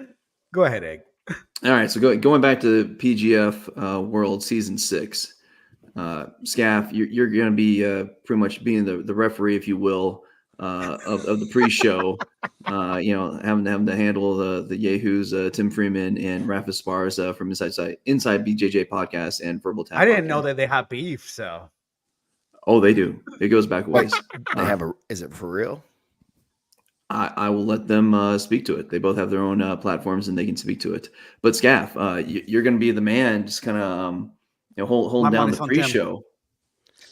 It's funny. I didn't know this. So you guys are telling me something that for the first time I didn't realize that was going to kind of be my role. But I knew that I didn't realize it was going to be more of a, so I guess we're going more of like a first take style with like Stephen A. Smith versus Skip Bayless. Okay, so I'm playing like a Max Kellerman role then, I'm assuming, or something. I guess Max Kellerman ended up being, anyways, doesn't matter. So Skaff, let's take it this. So for the fans, obviously you're the commentator of the PGF seasons 1 through 4, coach during season 5, season 6. You're on the pre-show. You're going to be telling everyone what's coming up, what's going on. What do you see as your role this season? You know, I would say that anytime you're doing a pregame show, you're trying to set the stage or the mood for the night. And obviously when, you know, Raph and I know Raph and Tim pretty well, I've known them for years and years and years. And so I understand the personalities that I'm getting involved with, you know? And so I can only imagine the things that are going to be said and the people that will be offended, the competitors that will be offended with some of these takes that Raph and, you know, that Raph and Tim have.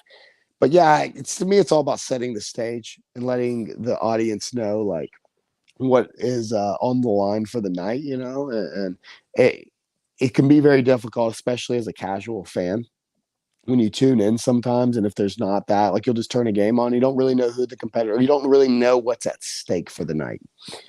And so being able to just point out key matchups and why they're key matchups is, I think, really important. But I think most people really like the post show, because a lot of people love tuning in to the after. It's like the reactions. You get to see the reaction of the live broadcast. And for instance, Matt Elkins getting submitted by Evan Stapler to me is one of the wild, because I've seen, like, I mean, Matt, I don't even know if Evan ever submitted Matt outside of that again.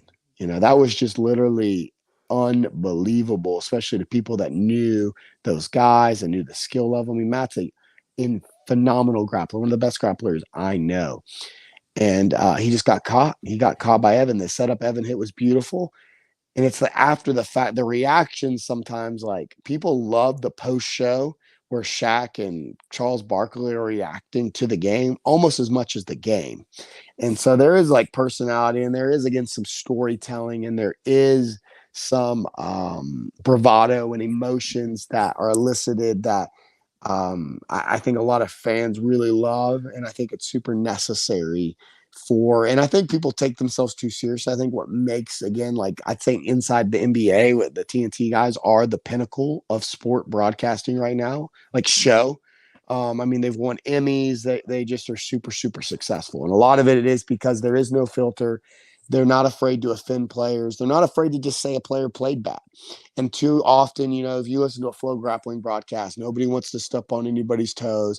They're trying to make you believe that what you just watched was awesome, where I have no doubt that me, Tim, and Raph will be like, hey, this guy was not good tonight. This guy put on a bad performance. This guy was not fun to watch. And fans like that honest communication.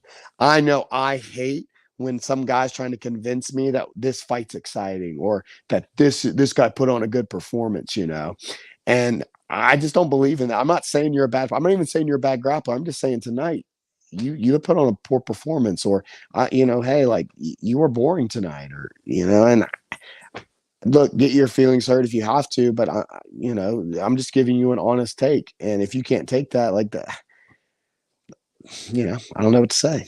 Get thicker skin, bro. Come on. So, Skaff, how did I wanted to ask this earlier, but how did it affect what you thought about the season when you were sequestered away and had to watch it back and try to commentate it versus when you're in the room live?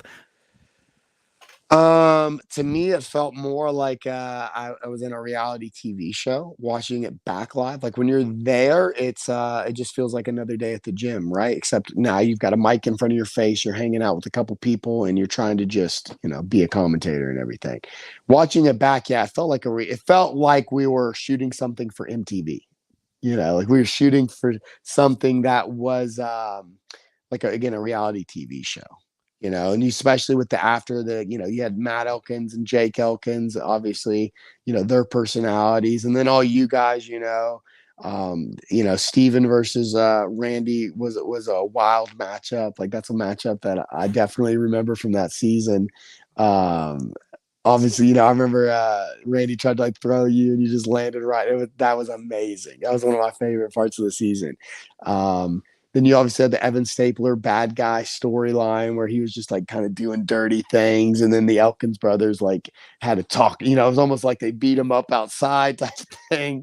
But yeah, it just felt like a reality TV show. Like, I was watching something that was meant to be put on MTV, versus when you're there live, it feels like an actual sporting event. Yeah, I just noticed a little bit through the commentary, like, not being in the room, it felt like y'all were a little detached from, like, the energy of things, and y'all were, like, speaking on what you saw correctly, but there wasn't, like, the enthusiasm for things that were happening. And especially the Evan Stapler story, it's like, we didn't see the behind the scenes. We weren't there to, like, I didn't realize how a lot of the guys were starting to take exception to that. And so here we are, me and Joe and Lindsay, we're kind of like, oh, Evan's like, man, like, look, he's like muffling dudes, or, like, sticking his chin in dudes' eyeballs, and, like, just, doing some very out of pocket things. But We just definitely didn't realize what was going on during the season, like how the competitors felt, what the injuries were like. Like we didn't even realize like Matt was injured because we just saw him compete, you know. We weren't there to see him limping and like, debate whether he was going to compete or not. And so a lot of that was lost. Yeah. Yeah. I mean, I think that's one of the special things about the PGF is that we are live. That every night during the Shark Week of Jiu-Jitsu, the fans are going to have 4.5 hours, 5 hours of live, amazing Jiu-Jitsu. They're gonna be in the chat because it's all going to be on YouTube. So people are going to be chirping at each other, talking about the matches. And as much as we can, the commentators, we try to bring them in. If they bring in something that's an interesting comment, we try to talk back and forth. Like you said, we're there with the audience. So this is gonna be a little interesting with PGF season 6 because we're gonna have like the kind of speakeasy invite only vibe, but we're still gonna have a fan base that's actually gonna be there. So when people, we're gonna feed off that energy with each other, and again, we're gonna be talking back and forth with the fans out there. I think it's really special. So I think it's gonna be cool that it's not in the church. For Saw Dog, yeah. For me, with those dudes talking that kind of stuff, I was like, I just want to step away from y'all because y'all are saying things that is likely going to get us both in trouble. About to get smited. My favorite thing, to me, what made the PGF special, for my role was talking like to the YouTube people, was chatting back and forth with Egghead. He would just write something in the YouTube comments and like, oh yeah, Egg, and I would have conversation with the fans, and I loved the chat. And I think you could see that with just what the chat was able to always raise, like we were always able to raise money with the chat, just because they were truly felt like they were part of the show. So this last season, especially where it was like, no, we're going professional. No, we're not reading the chat. We're not like really doing any of that stuff anymore. It's like TJ, like we're bringing in like a true professional. Obviously Brandon now is turned into one of the 3 or 4 best commentators in the world for grappling. But yeah, bringing TJ in, it was kind of like like I don't want to do commentary if I don't want to take it all seriously. And, dude, I love talking with the fans and just, shooting them back and forth. Even the times people would be like, you're an idiot. Like, I can't believe you thought this guy was going to win. Like, I just loved it all, interacting. So I tried Skaff, and we're going to do more of that. I'm going to make sure that happens. So this last season, I had kind of a hard time because I was trying to keep track of all the stats as well as because I was doing the stats for the PGF as well as being a commentator. But now one of the great things about we are going professional. We have actual stats people that are statisticians, like true statisticians, not some guy that just has a minor in math. So I'm going to be able to hope I'm going to try to bring that back. Or some salty chick. Don't know what you're talking about. But anyways, so we're going to be talking. I'm going to do my best, Skaff, to bring it back because, I do appreciate that. I mean, I love talking back and forth with you.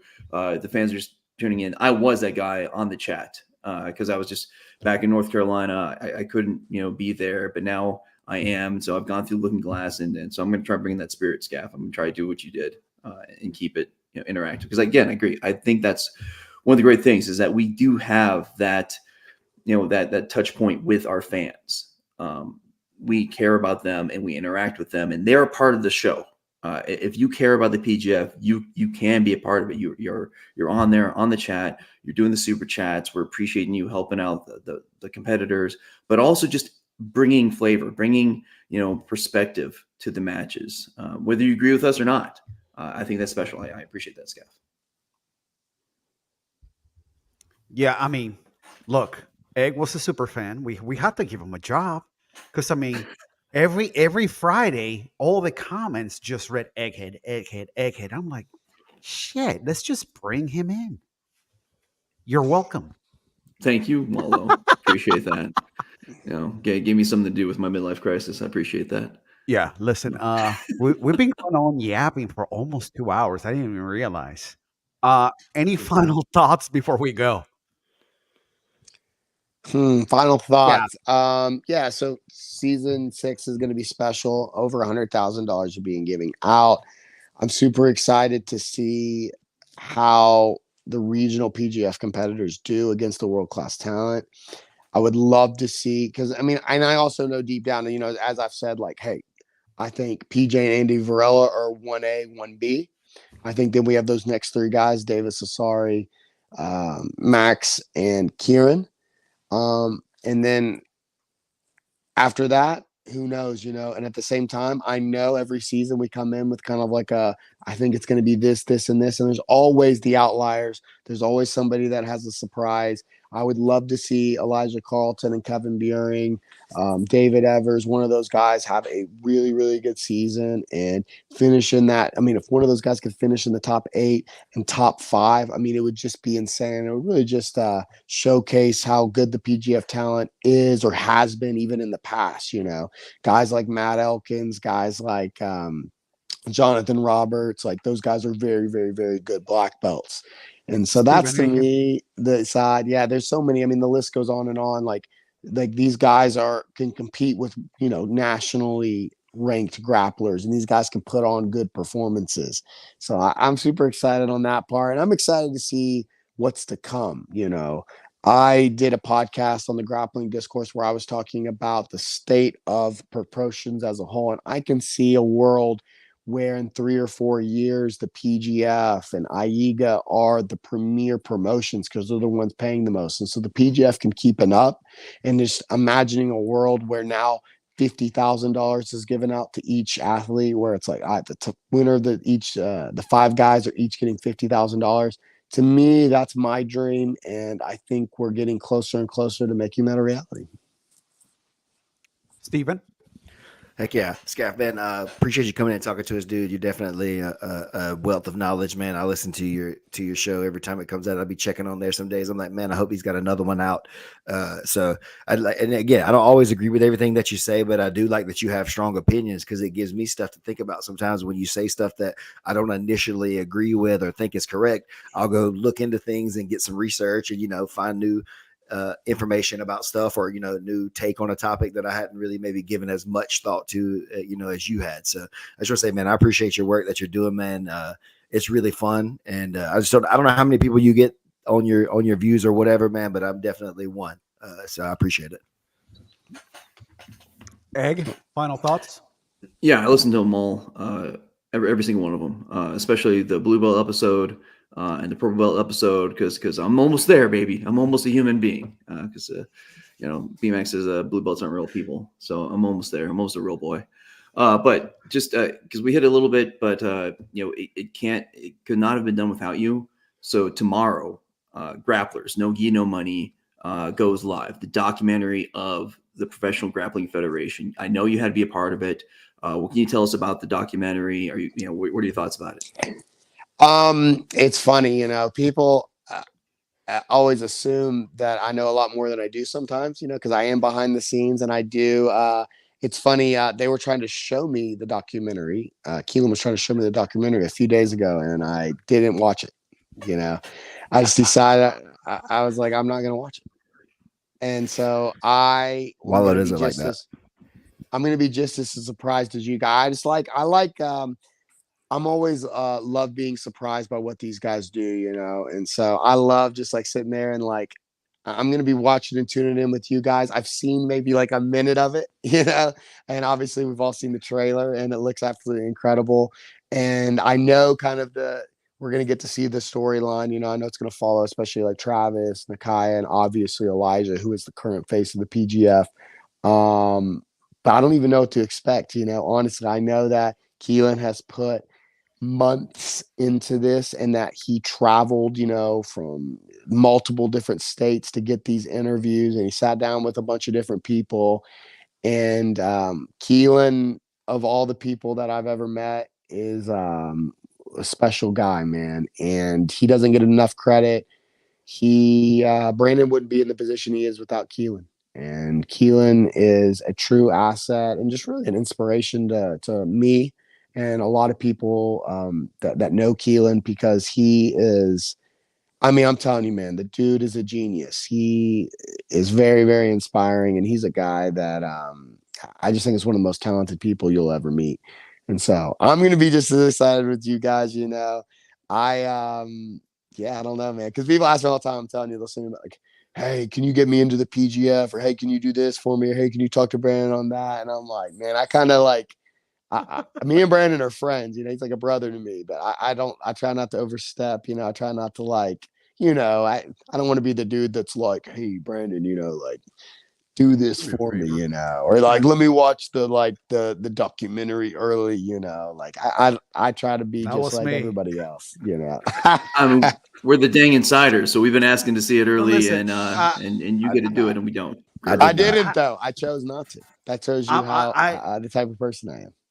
I'm a photographer and I do a little video here and there, and I love all Achilles stuff. So I'm like, yo, what's up, bro? Is it ready? Let me see it.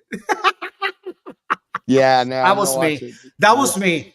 I was that bad friend that imposed on my friend and be like, yo, can I see it? But I hear you, bro. I think the guys because they'll always come to me because they know how I'm very real and honest. So they like my opinion, but they also know that I never badger them. I never ask Brandon, like, what's going on with your meeting with, I know he met with the UFC yesterday, but I'm not like, dude, tell me what happened with the UFC. Like, I always just allow people, my door is always open and people come into my office and they just start talking because they know, I don't know, there's something about my personality that people feel very comfortable just telling me things. And I think they also, I don't know, but anyways, yeah. It's because you're not a dick. You're a good person. I try to be authentic and I try my best to be me, And on that note, guys, again, No Gi, No Money premieres tomorrow on YouTube. What time? I don't know. I don't either. If you're a member of the channel, I was gonna say I'm subscribed, so it'll pop up. Yeah, it'll pop up on my YouTube. It'll pop up on YouTube now, right? That's right. And also PGF World 6, April 20th through the 26th on 21st. YouTube. Don't miss out. There's so much going on. We got a pre-show, a post-show. We got the actual show. You might get a podcast here and there. I don't know. There's a lot of stuff going on. And also a note on Kieran Kichuk. He hit me up while we were chatting. He had food poisoning. So that's why he couldn't make. Yeah. So that's why he couldn't make it. So we're going to reschedule him. And instead of talking shit about him behind his back, we'll talk shit to him into his face. That's right. And we'll catch you hopefully next week or not. I don't know. Whenever we come back. We'll see you then. Peace. We'll be all over y'all. Bye. Muchachos.